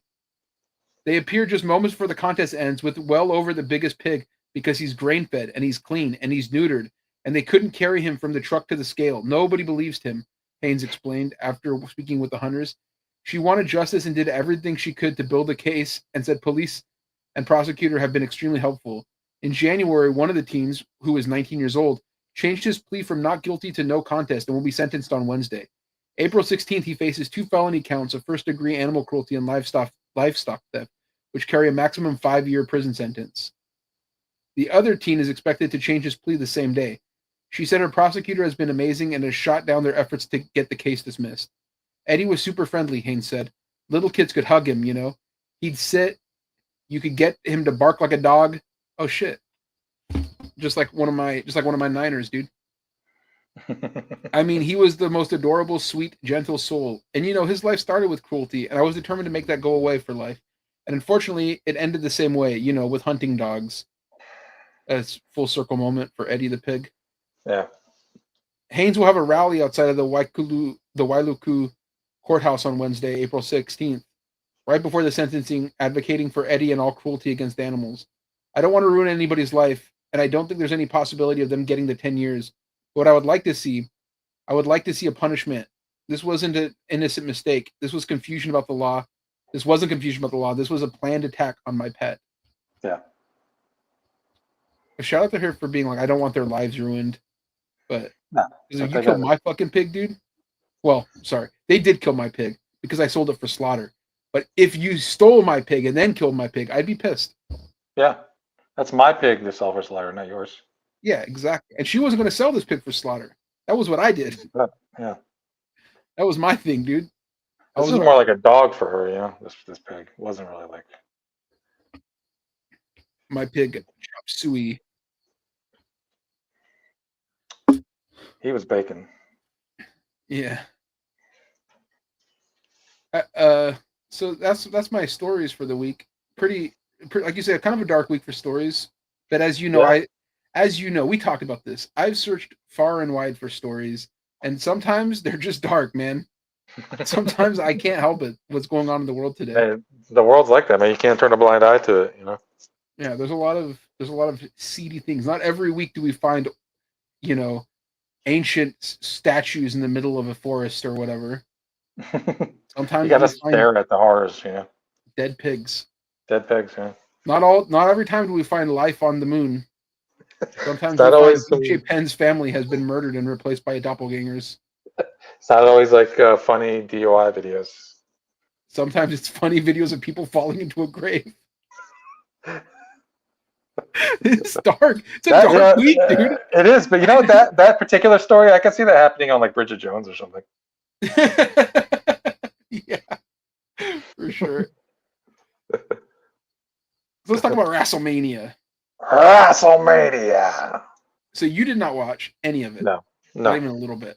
Not a lick. But I did. I watched both days. I missed like 1 or 2 matches, you know, because like I was like, you know, I'm gonna watch this because I love the sort of I love the showcase of the immortals, you know. I love the spectacle. I love feeling like I'm seeing what's going on in the world, you know. I used to like WWE back in the day, but now I don't. And you know, people always say like now, because the product, the wrestling is so hot right now. It's like as big as it's been in years. And I was so fascinated with this WrestleMania specifically because the build up to it was like not the storyline, but like the build up to the show, the promotion for the show has been weirdly like political in a way that WWE doesn't like to be generally. Yeah. And it's been weird. Like they've really embraced this sort of right wing shift in the country that isn't there, which I found fascinating. You Yeah. know, like they genuinely thought everybody's just going right wing, you know? So like, why don't we just play into that and like just ride that wave? But they were so wrong about how it was gonna like come across. Like with not just with like America broadly, because that might have worked, but with their audience. Yeah, because it's a Like, global audience. It's not just. it's a American. global audience. You know, a lot of people fly in for WrestleMania, but you know, there was some talk that Trump might even show up, and I was kind of surprised he didn't. From the standpoint of he was at the Super Bowl, he goes to NASCAR events, he goes to every UFC event, right? Yeah. So like, why not? Like, what is Yeah. he too busy doing? You know, he's not working on the tariff deals or anything. He's not. Oh, he's making like, all those deals, man. He made all the deals. He's doing said. nothing. He had an interview So, where like, he had all the deals, and they asked, "Oh, when are you going to announce them?" He's like, "Oh, well, you know, I'm just still working with these corporations." yeah, I mean, Like, that's but then why haven't you announced these deals? He's like, "Oh, I'm Donnie deals. He's making headway on the deals. making all the deals, man." So he's got like 2 more months. Give him a break. Yes, he put himself in a politically and economically ruinous situation, but he gave himself 90 days. So you can't say on day 30, how come this isn't fixed yet? He has 60 more days. Yeah, bro. You've never crammed for a test before? Come on, like. I do it all the time. Yeah. I'm one of the elite last second guys. Yeah, you're a dog. You got that dog in you. I'm like a god tier procrastinator. You know what I mean? Yeah, I was surprised he didn't show up either. But then, like, the Super Bowl is one thing because, like, the president's always at the Super Bowl. So Is he? you know, I don't think so. it seems like it usually. Like, no, a lot of times ex-presidents are at the Super Bowl, but I feel like generally, yeah, I guess you're what right. happens is they do the interview before the Super Bowl that goes on whatever network Yeah. it is. They're too busy And working. he didn't do that this year. He just showed up. Yeah. Yeah, I guess you're right. But the thing too is TKO, the umbrella company for UFC and WWE, like he goes to all the UFC events. Yeah. Not just him. Like I watched the last UFC event and it was him and like his entire cabinet and like a bunch of other Republican politicians. They were just all there in like one long row, and they got, you know how like when they'll show like, oh, let's see what stars are in the building. They did it for all of these motherfuckers. They all got like a little moment. Like Ted Cruz got to go like, you know, like it was weird, dude. Were they getting cheered? Obviously, it was a UFC event for sure. Yeah, so that's the thing. They got cheered because it was a UFC event, and I think their calculus was, well, like a few years ago, Donald Trump went to UFC events and he got booed. But now he gets like roaring applause, and they do a lot of crossover where like Dana White will show up, the wrestlers will show up to UFC events, and UFC fighters will show up to wrestling events. You know, so it's not like it's not unheard of, right? Yeah. But they massively miscalculated the types of audience that go to the different shows. Like UFC for a long time has been this like, you know, they've just leaned into we're going to be gross people, and the WWE has not done that. I mean, now apparently they're trying to now. It's too late. Go ahead. I would say it's too late for that though for the WWE. Like, they've catered their show to being for Disney adults. Yeah. And so now they can't tell the Disney adults like, oh, here's like an evil guy. Like, you want to root for him? They're like, no, dude, we like Mickey Mouse. You know what I mean? Yeah. This isn't the Attitude Era, you know? And you know what's crazy? Like, I had been watching a lot of Attitude Era stuff like a while back. Tracking the weird shift in culture between the Attitude Era and wrestling specifically, but like just broadly, and now, like back then, they hated conservatism because conservatives were the people who they were like, oh, you know, we want censorship, we want family values and all this shit. And like now, they have basically said, no, the left wants censorship. The left wants this like family values, but that's not really the case. That's not really the case at all. It's never been not really the case at all. There's always somebody. There's always like a Tipper Gore on the Dem side, or, you know. Right. There's going to be people like that, but generally speaking, like it's They No. basically done like a sleight of hand where like it's always been the Christian fundamentalists that were the Yeah. people who are like anti-free speech. But now they're like, it's not the Christian fundamentalists, it's the woke. It's the woke people. So like they did like this sleight of hand where they just pretended that the people who want to limit free speech, and by that I mean like, hey, maybe don't say slurs, or like maybe don't be like outwardly hateful. Yeah, well, I mean, they want to Like, be able to say things without hearing anything back, you know, because all people are Yeah. doing is like, hey, don't say that. That's rude. And like, oh, you're trying to censor me. I'm like, no, but you're the government is, and it's you guys in charge right. actively doing this shit. So it's like, Yeah, there is actual censorship being done yeah, by the right again, well, they're right. you know? Again, yeah, So it's just like it's a funny thing where like they've redefined that entire sort of like ecosystem of like what it means to be in favor or against free speech. But the wrestling crowds that go there, they don't want to say slurs. no, You know what I mean? they don't So want to it's say like the R word. They don't want to fucking do all that stuff. at the UFC they do. Don't Yeah. get me wrong. Oh yeah, So no. they're like, yes, free speech. Like they rooted for a guy at the UFC who said like Hitler was a good guy until he started taking meth. Like they root like that guy is like the flat earther who's like into every like anti-Semitic conspiracy theory. Oh yeah, that one guy. Yeah. Yeah, he got Yeah. destroyed at the show, which was hilarious. But he like he's an awful human being, like unobjectively, and not a great fighter either. But he goes in there, he talks crazy, right? And he gets more support from the fans, not less. One of their top stars, you know, I was thinking about this because I was thinking about in the main event, or not the main event, the opening show, the opening match of the show, there was this guy named Jey Uso. For anybody who's watching who doesn't know, Jey Uso's like a mediocre wrestler at best. You know, he's not great, but he's got this huge support because people have built this parasocial relationship with Jey Uso. They love the guy, right? Because why? He comes out, he has fun, he has a fun dance, he has a fun catchphrase that they love saying, and that's it. They relate to him as like a little brother type guy. They're all a bunch of like Disney adult, like sort of people who like that thing, you know? He wears colorful shirts. He's a happy guy. He's a happy guy who's an underdog who they like to cheer for. That is what the like but he's not exciting from a wrestling standpoint, you know? No. And so I was trying to think like, is there an analogy for that in the UFC? Just somebody who's like, because I was really thinking about how the companies are like similar and different this morning, right? And I was thinking about like who in the UFC is like that, and I thought, well, because the UFC they're much more like bloodthirsty. They'll boo you even if the fight is good if they're not getting enough like violence, you know? Yeah.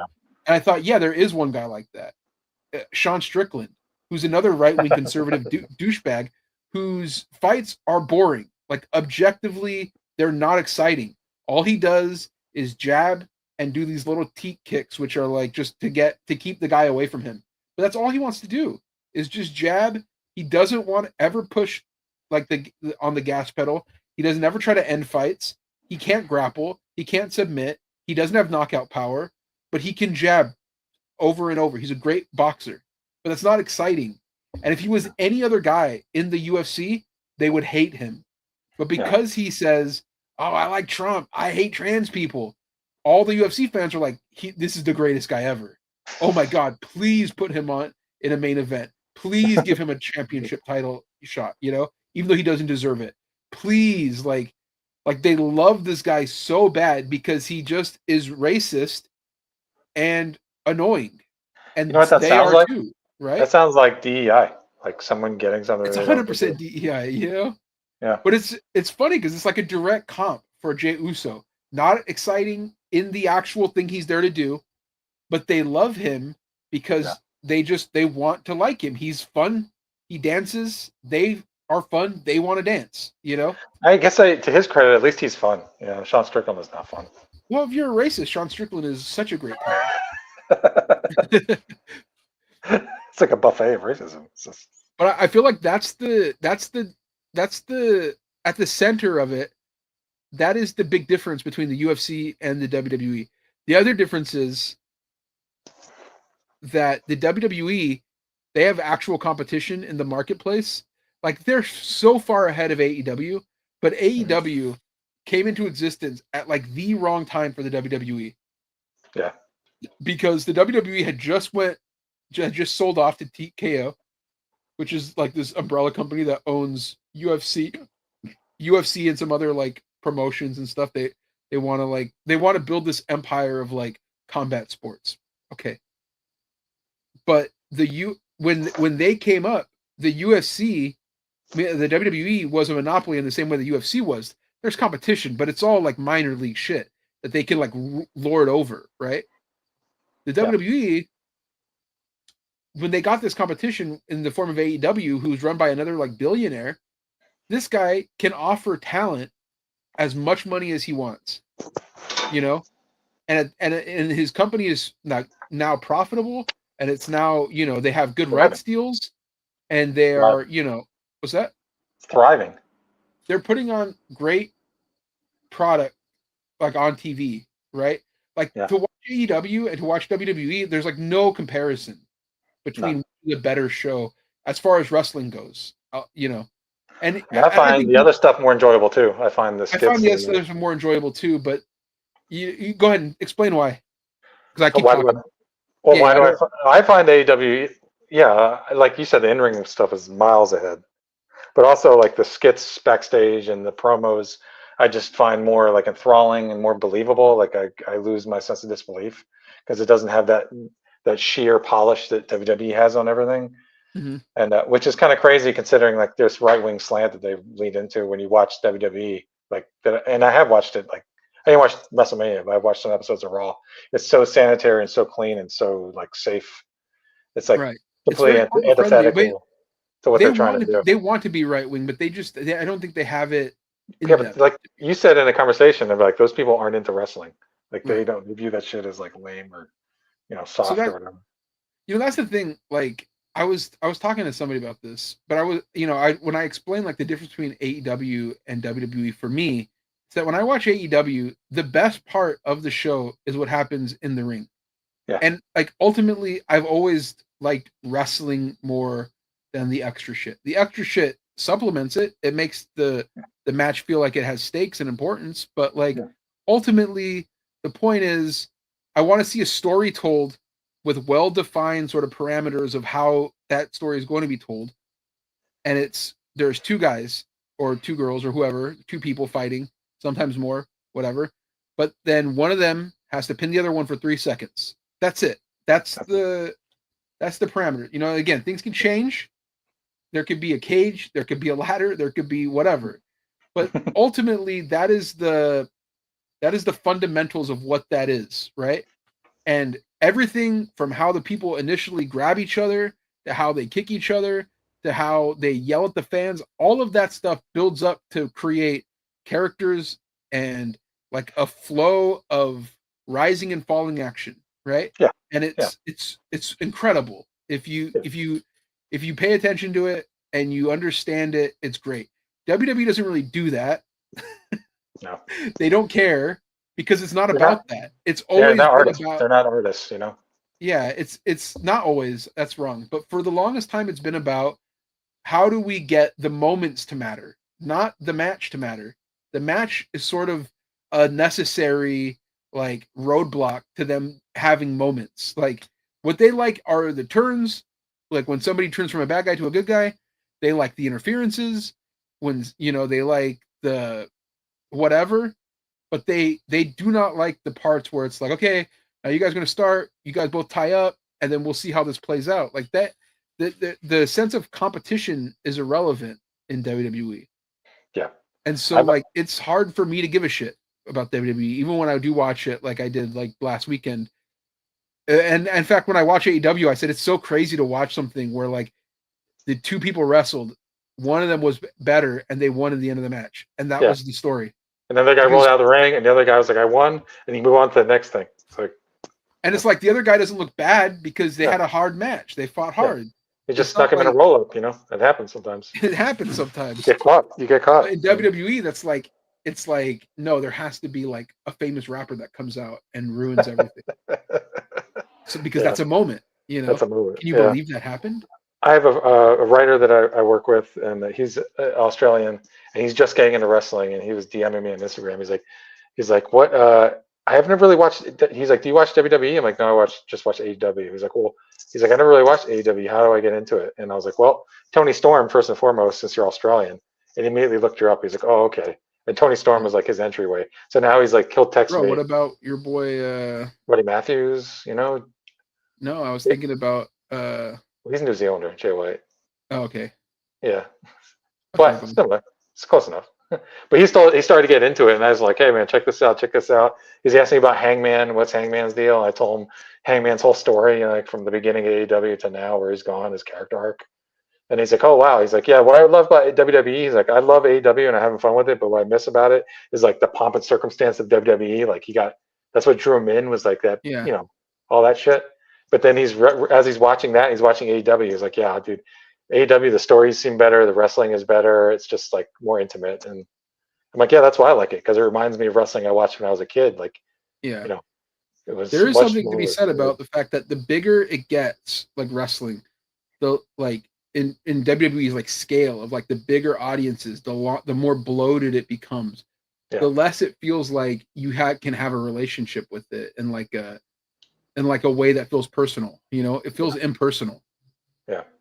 And those venues that AEW's been running lately, like especially the ones where like kind of it's intentionally got a little bit balconies. smaller. Yeah. Yeah, and I love that balcony feel, because it feels like the sound just kind of cascades, and it feels like a Thunderdome situation, you know. Whereas like WWE just had WrestleMania in a football stadium, and it sounded dead. Yeah. Partially because the acoustics of it are bad, you know, but partially because everybody going to that thing, it's like, yeah, like I'm looking at action figures fighting, not people. If you're in the back row of WrestleMania Stadium, how do you even give a shit? These people are fighting like a mile away from you. Yeah, I've seen photos of people from it where they're up in the upper deck. And it's like, look at me, I'm at WrestleMania. And I'm like, are you sure you're at WrestleMania? I can't tell. Like, where's the ring, you know? Yeah, I'm glad if you went there for the 5, but you know, the thing is too, when AEW does bigger venues like Wembley, I still feel it feels more special, because they hardly ever do it, you know? Yeah. So like a 40,000 AEW fan say like they just can't. And you know, the business for AEW is down or whatever, but like again, it's actually, like according to Ricochet, it's up. So I believe Ricochet. He's been tweeting about it. Well, that's good. I'm glad then. But you know, whatever. Yeah, no, I get it. It's WrestleMania. The other thing that's funny is like coming out of it again. Like I remember, you know, Max Landis. Yeah, of course. Fortunately, yeah. I remember he put out this video called "Wrestling Is Not Wrestling," and it pissed me off because I was like, "No, wrestling is wrestling." Yeah, like that is why it's cool. That's why I like it. And I was like, you know, the whole idea of his essay was about how, you know, it's so great. Like Triple H is the greatest character ever, and it's not because of the matches. It's because of everything else outside of the wrestling. Like not just the stories where it's like the soap opera shit, but like the stories behind the curtain, behind the scenes. And I think WWE like kind of believes that, because they always position this guy now as like this like, you know, saint-like figure. Not even a real saint, by the way, because like I don't think my posts are gonna fucking be sainting his ass. No, like that little influencer boy. No, but they want him to be like this like sainted figure who can do no wrong, who saved wrestling after Vince McMahon turned out to be a bad guy. Nobody could have predicted Vince McMahon was going to be a bad guy. But he you know, he had this like main event this week which sucked really bad. Like the match wasn't good, the build wasn't good, and you know what was so funny is like coming out of it, I saw a lot of people saying like it's The Rock's fault. It's The Rock's fault because he wasn't here. It's The Rock's fault because he must have like changed the story for Triple H. He must have made this so like everything that I love, like it can't be Triple H's fault. It's got to be The Rock's fault. The Rock's a bad guy anyways, like on the show, but also like I don't like his movies anymore. Like this is, I'm telling you, like the minds of these WWE fans that I see, you know, because they want to believe Triple H is a good guy. That's why every time he goes out and is like sitting behind Linda McMahon or meeting with Donald Trump or doing any of this like extraordinarily evil shit, saying that Trump is like a great politician because he gets heat. Like when he does this stuff, it's starting to put a chink in his armor where he's just like, wait a minute, you know that guy is kind of racist. Like I know people make jokes about it, but he is kind of racist. And I these knew he was stories aren't racist that good. once he went over Booker T. I mean, when that Yeah, when I that feel happened, like it was they're like, like there's like a bargaining stage that WWE fans are in, where they're like, that wasn't his fault. I'm gonna give him time. He's earned my trust. But I think like they're in a bad position now, where the fans that they have going to live shows, they jack the price of those tickets. Like I was watching this video of this guy who is a kid from Canada, but he paid $35,000 for like a third row seat at WrestleMania. Jesus Christ. And it came with a bunch of other extra shit. Like you don't just buy the seat, you buy like a weekend experience where you get to take a photo with John Cena, and you get to walk out to like some wrestler's music before the show starts. Like while they're setting up, you can go there early and do like an entrance way, and they'll film it and then send you the video. And like, it's like all this shit where it's like it's all this corny shit, You get to have a meet and greet with like with a Bret Hart, and Bret Hart looks like just so annoyed to be there. But it's this whole thing where like I did see the photo of Bret Hart when Triple H was getting inducted to the Hall of Fame, and when he rolled his eyes. Yeah, when they shook hands, he looked not impressed at Triple H. Yeah. Not even a little bit. Triple H is one of the greatest of all time at like pretending he hates the WWE because they're evil, but actually he loves them because they give him money. You're talking about Bret Hart? Yeah, is that what I said? Yeah, you said Triple H. Oh yeah, I remember Bret Hart. Yeah. It's like him, and then CM Punk is number 2. CM Punk he's the new GOAT, man. He's taking over. He's overthrowing. I think he might be overthrowing him because he's current. He's still got stats to put up. Dang, that's true. He's slowly climbing. You're right. He's number 2, but it's close, and he's going to surpass him by the time he's done. Yeah, that guy's such a piece of shit. You know what's funny is like he gets all of these, bona fides from for being like a progressive guy, like a guy who's like he wore a trans right shirt once back in TNA. No, he doesn't wear that shit now that he's on a much bigger platform though, huh? Weird. Yeah, he wore that shit at AEW too. Like, was that? He wore that in AEW too. No, that's what I'm saying. He only wore it in AEW. He doesn't wear that now. Okay. Oh, you said TNA, so I didn't know. Oh my bad. I meant AEW. Yeah. Yeah. He won't wear that shit now. He won't even speak up. He's like, no, I'll let my actions speak for them. And I'm like, well, what are your actions, dog? Like, what? Yeah, what have you done? Yeah, I'm doing charities. Well, what charities? What's important to you? He's like I give anonymously. Yeah, because I don't want anyone to know. Oh, okay. It's so funny. He's like, trust me, I'm giving money anonymously. You don't have to know about it. Just believe me. Whatever. It's like, and he might be. He might be a great guy, but it is so funny that like he has to bow his head while everybody else gets to go run around being like, I'm MAGA, I'm MAGA, I'm MAGA, Yeah. Donald Trump, I'm a fascist. It's like, really? He still wants one more Summer of Punk, He's still holding out. He's like, I'm gonna get that Summer of Punk eventually, damn it. Him and Sami Zayn both. Like he let me down because he's like very pro-Palestine, and he's he has all these hard look stories about he has done great things for Syria and like his advocacy and his shit. But ultimately, when it came down to it, his ass was out there in Saudi Arabia too. Yeah, he was at that roast. He was at the roast recently where he went up there and all they did was say racist shit. Like a bunch of Trump supporters go like making racist jokes about wrestlers who are not even in the company anymore. Yeah.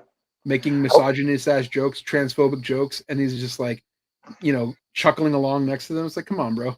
I will say the one thing about Punk that I would say I think Sammy's a bigger disappointment because Punk has nowhere else to go because he's burned bridges everywhere else. But Sammy could easily go to AEW and get along fine because he's got friends there and he's a good guy. He'd have no trouble. They push him. The thing that gets me is like I would understand it if he was like Punk, where they're like, you know what, you're one of our biggest stars. We're gonna give you like you. Not only do you have nowhere else to go, but we love you. We're gonna give you the main event that you've always dreamed about. The Make-A-Wish event. Halfway through the show. Yeah. Like if they did that kind of stuff for him, okay. But they kept him off WrestleMania for no reason. Yeah. You know, Just like, kept his ass at home or wherever he was. yeah, Well, I they're guess he just was like, there because he went to the roast, so yeah, he was hanging out backstage. yeah. I saw him hanging out backstage, like, with like the Steiner brother, Scott Steiner. Scott Steiner? Yeah, Big Papa Pump. Oh, okay. Yeah, because Rick is the one who said that transphobic shit, right? Oh, I forgot about that. You're right. Yeah. Was it Big Papa Pump that said it, or I'm sure Papa Pump did I'm has sure said he's stuff, transphobic too but Rick is the one who said that it was like a at that signing WrestleCon or or whatever. whatever. Yeah. Yeah. Yeah. But yeah, WrestleMania, not good. There's good. my review. I didn't like it. I didn't enjoy it. I thought it was bad. I'm out on WrestleMania. And this is not just because of the politics stuff. As you know, I mean, I just said I watched a UFC event not that long ago. I'm not like, I was like, I won't let somebody's politics keep me from enjoying the thing, you know, if I want to, if it's good. But the thing is, if it's bad, then I'm like, on top of it being bad, you're also going to be like a bad person. Like the Niners, right? Nick Bosa. Like he's good. I'm like, listen, okay, I don't agree with him, but the man can play football. You know what I mean? But he gets pressure on the quarterback, you know. When he's not getting pressure, I'm like, bro, your ass, and you are a piece of shit. You one or the other. You can't be both. Yeah, pick a struggle, dude. At least be so undeniably great that I like, you know, I can't be like, fuck him. You know what I mean? Yeah. Like he's just a mega chud. He's just a fucking moron. I saw him get stiff armed by like a weak arm quarterback last year. Like just for like 30 seconds, just walking his ass down the field. That's embarrassing, dude. That did happen. No dog in him. Good thing you got some new dogs coming in. Oh yeah. Maybe they could take the leader of the pack away from him, so you could actually have some real like alphas in there instead of that fucking Magabosa bum. That's how you feel about Zach Wilson, right? That's you know, hey, if it happens, it happens. I root for the logo, you know. I don't root for the fucking name on the back. You know? That's crazy. Hey man, Tua's a dumbass. If Tua decides to play like a dumbass and gets himself knocked out of another game, I'm done feeling bad for him because all his injuries have been of his own doing. Like he's chose to play that way, and he's chose to like put himself at risk. And also, he's a MAGA idiot. So you don't feel bad for him though. That like, I heard. This is what I heard. Hmm. His brothers and mother, they were killed and replaced by doppelgangers, just actors in the government. Bro, that's racist. This is another.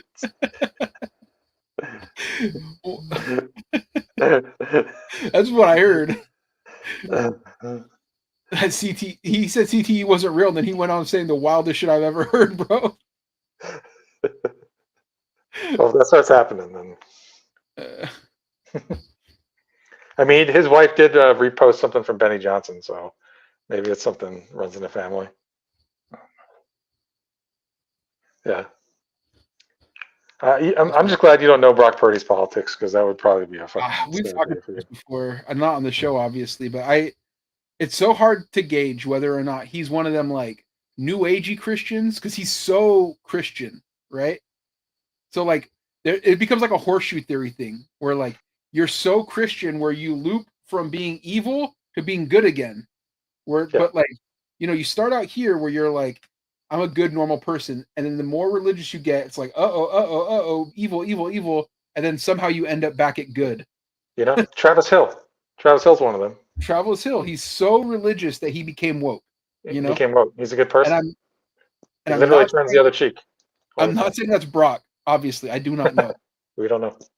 But I feel like, you know, like Steph Curry, super religious guy, and you know he's like still got some evil things about him. Yeah, landlord he's shit. Right there about what's that? The landlord shit. People get so mad about that, bro. Like I kind of agree with him. Not in my backyard.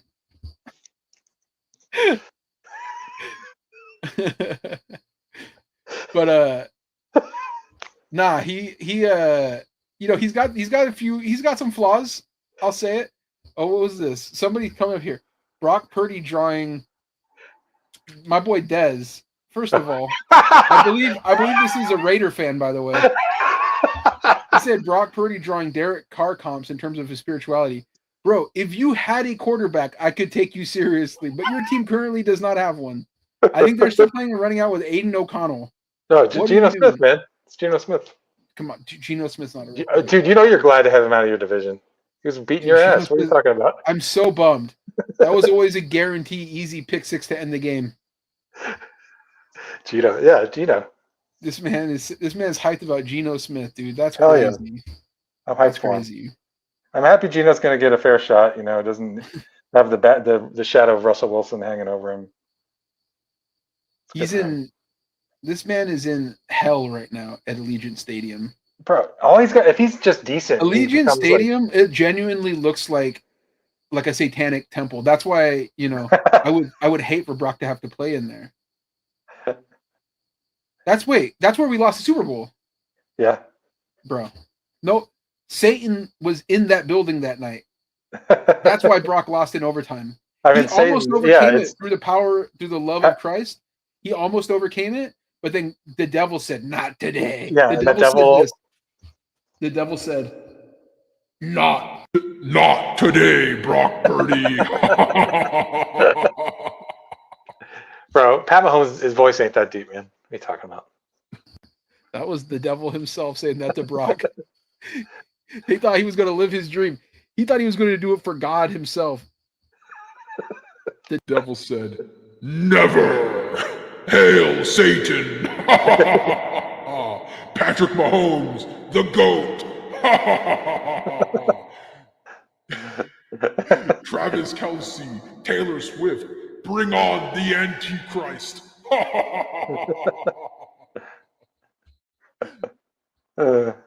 I cannot believe they did that to Brock Purdy. No, I'm calling it right here. Raiders gonna be second in the AFC West this year. I'm calling it. Wait, who's first? The Chiefs. You have them ahead of the Chargers? Yeah, Chargers are gonna be fourth. I see you have them ahead of the Broncos? The Broncos are gonna be third. Yeah. The Chargers Chiefs, gonna be fourth? Raiders. You just hate Herbert. You're just a Herbert hater. No, I'm just being real. I mean, you're just a Herbert hater. They have a better coach. He's a choker. He's a choke artist. I trust. I'm just saying. I'm calling it now. I trust my boy, another evil man, by the way. Another coach who's so religious, but he didn't cross over to woke. What's his face? Harbaugh. Harbaugh. Yeah. Yeah. Like he's a guy because he hasn't got pushed to the wokeness. You know. Yeah. He's I just like him more than I like Pete Carroll. If I'm being, I think Pete Carroll's an actual winner. He's won Super Bowls while Jim Harbaugh is choked. So I got Pete Carroll. I got the Raiders. That was more Satan at work when Harbaugh lost his Super Bowl. I turned off the lights in St. Louis, in New Orleans, the city of the devil. Dark Louisiana magic was at work. You saying that was some voodoo shit? Yes.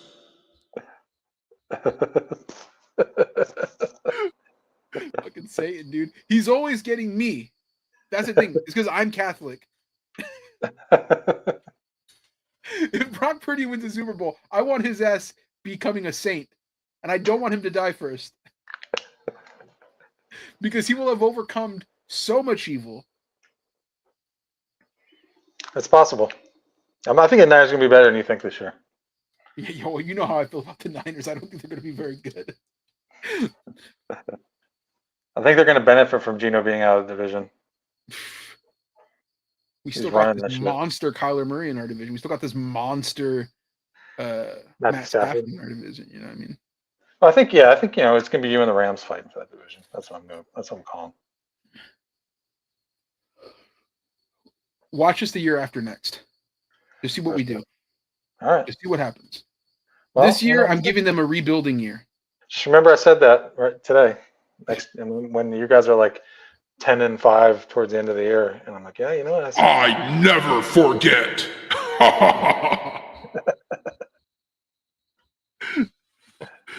Bro, Satan's always lurking, dude. Yeah. He's always in the cut. Nothing else to do. You don't have a job. He's just chilling all the time, just ready to make me miserable. Speaking of Satan at work, my boy, can I get prayer call out for them chat, dude? Prayers up for Jimmy Butler. This man was undercut nastily by the very nasty Amen Thompson. Amen Thompson, by the way, garbage player. Is just a cheap shot artist. He's pretty bad. He's pretty And cheap. so he undercut my boy Jimmy Butler. Jimmy landed right on his asshole. And now he has, what I'm reading is a deep glute bruising. That sounds painful. Luckily, no structural damage. Nothing Is he gonna broken, play? no broken bones. But to have a deep glute bruise sounds extremely painful. Is he gonna play game 3? It's about pain management. We don't know yet. Hmm. But all indications is like he wants to play. His agent sent Marcus I can't remember the guy's name. Marcus Thompson? No, not Marcus Thompson. I want to say Mark Spears, but I don't think it's him. One of the dim-witted guys that's on ESPN. He sent him a message that was like, worry about the bear or whatever. Like if you see me in the woods with a bear, worry about the bear. And I'm just like, okay, dude. Okay, dude. Whatever, bro. Jimmy's agent's listen, but here's the one thing I have though. He had the same injury on his last team in the middle of the playoffs. He came back, he played, he put up 56 points the next game. So what, you know what I mean? That was a different time. He wasn't hurt that bad. The fall he took wasn't nearly that bad. He was playing a better team than this one though. But Giannis was hurt. Bucks? Giannis was hurt. That was a series that Giannis got hurt in game 2. Same thing happened to Giannis. He fell on his butt. Who and cheap he was shotted out. him? I forget who cheap shotted him that day. Nasty. One of our guys did the right thing, took him out. So how come none of your guys have taken out any of these dudes on the Cavs yet, dude? We play the right way, man. This has been a very clean series. They're one of the nastiest teams in the league or whatever. Isn't that part of their little motto? Miami? We don't, not dirty. We don't play dirty. We don't. That doesn't mean play dirty. That's not what that means. We play hard, We play gritty. We don't take people out intentionally. Yeah, neither do we. Yeah, that's fucking Bush League shit. We don't do that. That's the stuff that the Thunder and the Rockets are doing right now. Yeah, that's some Memphis Grizzlies shit. That's grit and grind shit. I felt bad for Ja, genuinely. That looked dirtier than the Amen Thompson thing to me. Yeah, they both look pretty bad. Yeah. Well, if you had to pick which one was worse, which one would you say? I'd say Jimmy because he's old. No, not like who took the damage. It looked like Ja might have. Well, Ja has no like muscle around his body. Yeah, he's just springy. He just bounces up. No, I mean like so he falls. He's landing directly on bone. That's gotta hurt like a motherfucker. And he's not a tough guy like Jimmy. It's true. So like, I think will it's say though on Ja. Maybe it's me infantilizing Ja a little bit. Maybe that's why I feel worse for Ja. It's kind of crazy to me that this happens to Jimmy every year though, because like last year he got hurt. Ja every year too. That's crazy. Yeah, well, because Ja's skinny and like you said, physically. This was a freak accident though. There was nothing. Jimmy has a freak accident. He has a freak accident every year. Last year he did. Nicholas Batum did it to him in the play-in game. He missed the rest of the playoffs because of his knee. And then the year before that, Josh Hart did it to him, and that's why he was struggling in the finals because he got hurt that year. They say you stay ready so you don't have to get ready. Ha ha ha! I mean, thankfully, Butler, one of Lord's favorite servants. I will destroy you. I would say it's kind of funny that even though Jimmy got hurt in the before the Eastern Conference Finals, you think it's we funny still made it to the finals with him being at like 70% because the team was good enough. So I mean, if your team is good enough, you can drag Jimmy to the finals. Let's see if you guys have it in the East. Sure. Do we beat all the top seeds? What do you want? We were the 8th seed. Everyone above us. We beat the 1 seed, the 2 seed, and the 4 seed. One good team in the East every year. This year's 2. It's the toughest path that the Heat will have ever had. Well, we beat one of them that year. So that's crazy. That's hilarious. Well, those days are gone for your team. They may never get back. Hey, we're gonna win these two in Miami. We're gonna bring it back. I hope you enjoyed your time in the sun. It's over. We've gonna win both these games in Miami. We're going back to Cleveland tied 2-2. I thought you guys were going to win the last one. We could If I'm have. being honest. Yeah. I thought the Cavs were showing that they ain't like that. And by the way, the Cavs who you have going to the finals. Yeah, I do. This is I just have the first test. This is if they scrape out a win against you guys here, it'll be like that'll prove to you that they're ready for a championship. I'm already picking them. You know, To win the whole thing? No, I think they're going to lose to OKC. I think OKC's winning. Okay. Dude, So OKC looks good despite the cheap shotting. Despite it. I got Yeah. OKC and Cleveland in the finals. Who you got?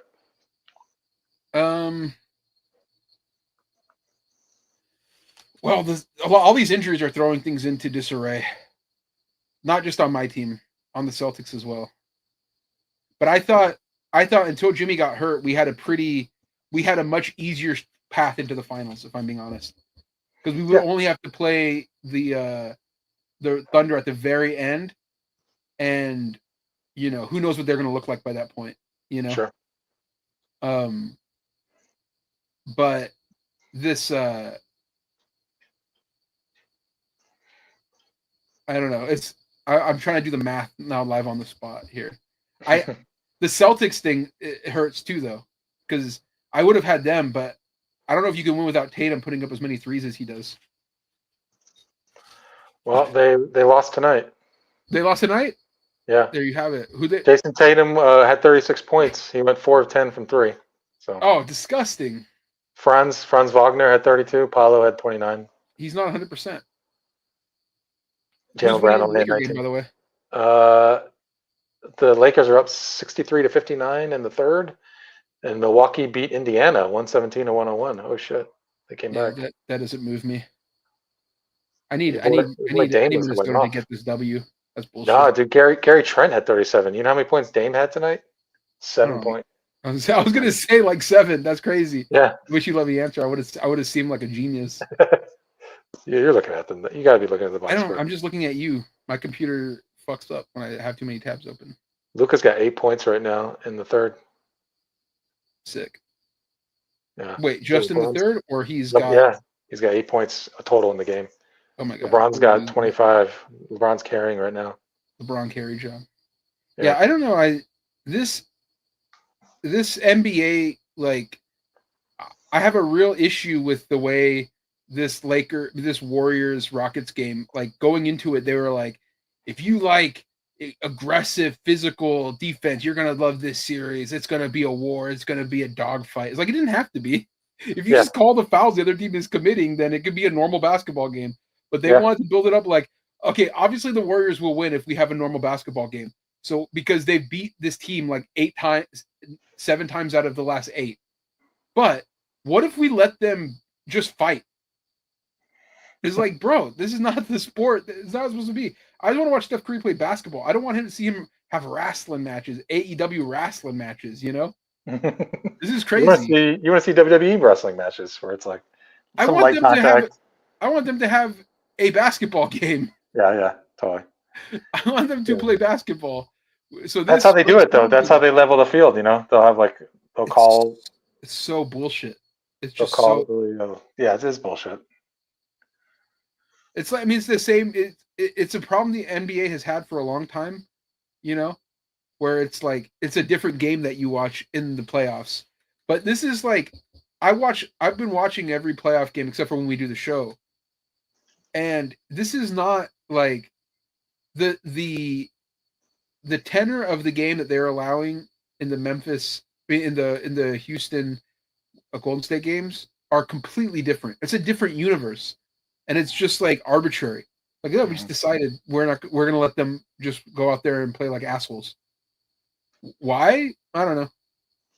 Fun. But I think it's stupid. And not just because I'm not a beneficiary of this. I hate when the Pistons do that kind of shit too.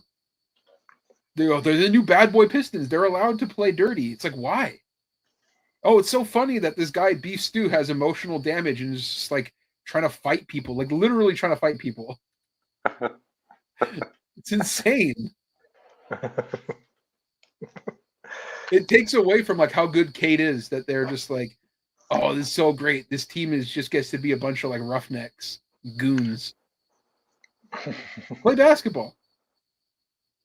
I mean, if I was to play devil's advocate, I'd say, coming from someone who supports Draymond Green, it's kind But I hate when Draymond does that shit. I know. I'm just saying, like, I can imagine anyone who. It's hard for. Oh, you're saying just so that anybody who's watching this is like, wait, doesn't this guy like the Warriors? Yeah, because that's I said that they should have traded his ass when he punched Jordan Poole.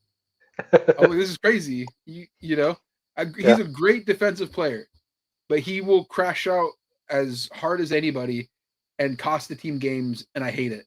Do you think your team would be better if you would have kept Poole and traded Draymond? No, but I don't. You know. Yeah. That's beside the point. No, I'm wondering. Yeah. The mental exercise there. No, I just don't like that he did that, and I don't like the way he talked about it afterwards. Yeah, it was rough. It's bad. Yeah. Bad for the locker room. Bad for. No, like I don't mind it when he stomps out Sabonis because Sabonis was trying to be dirty too. You know what I mean? Like Sabonis was grabbing his ankle. He's like, "Get the fuck off me!" Like that, I don't mind. You know, like I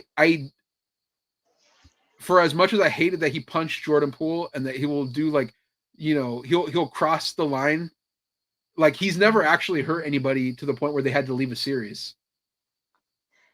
He's not been that kind of dirty player like a Dylan Brooks who like undercut Gary Payton in that 2022 series, or Amin Thompson who just undercut Jimmy, or Lou Dort who's undercut like 8 people at this point. You know what I mean? Yeah. Fucking bone collector over there. Freak. By the way, you know where Shedeur Sanders went? Oh my God, hit me with it. Nowhere. He's going to the bathroom. He's still on the board. Oh my God. I thought he had a dog in him. Nope. I mean, that's weird. I wonder who's going to grab him and when. Wow. You know how crazy that is? He built, for people who don't know what we're talking about, he's a quarterback who's the son of a very famous football player, and he was expecting to get picked like one of the early draft picks. He thought, it's my time. I'm one of the best quarterbacks in college football. He didn't get picked in day 1, which is when they get all the main guys, you know, like the big higher level recruits. Didn't get picked day 2. Apparently is not going to get, you know, who knows? Maybe do you think he goes undrafted?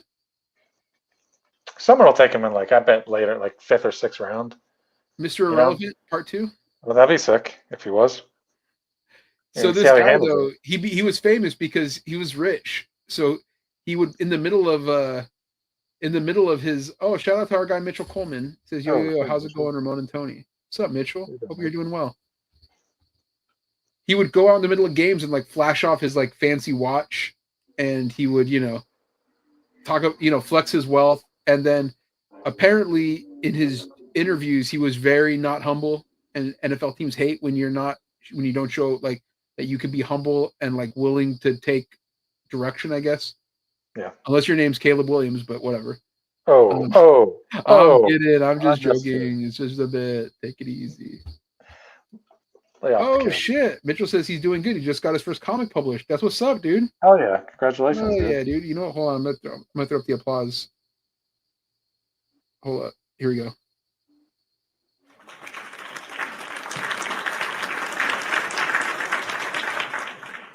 Nice. Yeah. What's it called, Mitchell? See if I'll tell you if we post it. Give you a plug to the 5 people who are watching, you know. Take it easy. Desmond says, even if you draft him as a backup, Dion and your fan base will be calling for him to start the moment the starter fucks up once. That's true. He's just he's made it so like it's impossible. I thought the Raiders might pick him, but then they were like, I don't think so. I feel like if you have like a really, really good solid starter, he could be the backup, you know. But Mitchell says it was a story and anthology in Giant Size 63. Sick, dude. That's what's up. Hell yeah, Giant Size 63. Let's go. Yeah. Yeah. If he's like on the Chiefs, or if he was on like, you know, a team like that, like with this elite starter. Yeah, I could see it. But yeah, probably if the minute somebody throws an interception, they're gonna be calling for Shador. You know, they were giving comps with him for Shador with Mac Jones.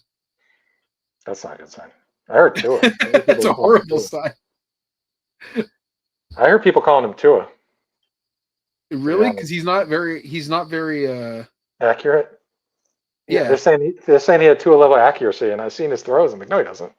Tua is I say don't what you think want about Tua, but he's accurate as hell. Like, he don't, like I feel like people say Tua doesn't throw like deep, but he famously does.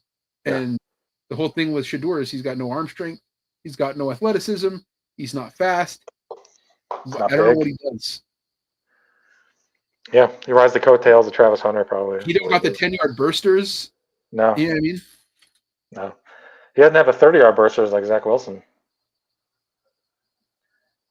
Zach Wilson can fly, bro. You're gonna see it this year. I'm telling you. Mitchell says, "Yeah, my first story was an unfinished Alan Moore comic that me and even old collab creator Dan Downson did. That's cool, man. Nice. But yeah, NFL draft, very fun. Like I said, I have no idea who any of these players are, but I know that they're all dogs if they're on my team. Yeah, yeah. There's nowhere to go but down. They're really for any of hyping up those what's his guys. face. What's that? There's nowhere to go but down for all these guys in my eyes. Right. They're really hyping up what's his face, the bald motherfucker who got fired from the Jets. Saleh? Robert Saleh? Yeah, Robert Saleh. They're really hyping him up because they're like, Jed York was like, he's back in the building. You know, they got all this like new, they got all these new defensive players, so they're like, he's back, baby. We're winning the trenches. Like the owner was tweeting like, it's about the trenches. Like before we picked another like defensive guy. It's like, bro, they if it's true. Hey, you gotta speak into existence, you know? You gotta, that's the way I look at it. Hold on. Another QB was picked ahead of Shador as well. Three quarterbacks were selected today. Three quarterbacks, yeah. So then there was 5 total. Because there was 2 yesterday. It's rough. 5 now have been drafted, but he still has not yet to be picked. Mitchell says, besides the Batman variant, what are you doing, Ramon? I got some stuff coming. You know, I've got my zine, a new zine coming. I've got a...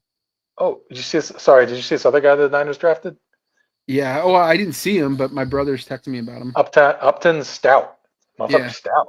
He's stout. That's good. Stout is good. Yep. My group chat with my brothers, you know, they're just my brothers and my cousins, they're all like they're all going crazy for these guys who they've never heard of before. Which is fun. Yeah, it's fun. But yeah. Well, it's 8:30. Well, Ja Morant injury update. What's the scoop on Ja?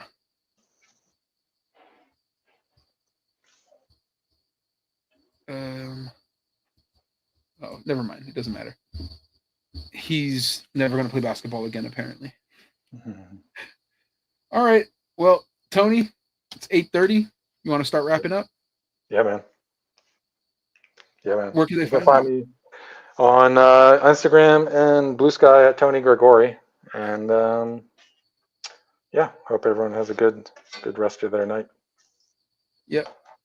And you know what we should do real quick before we wrap up? We should give a little Ethan Klein update for the views. Oh shit. Hey everybody, Ethan Klein sucks.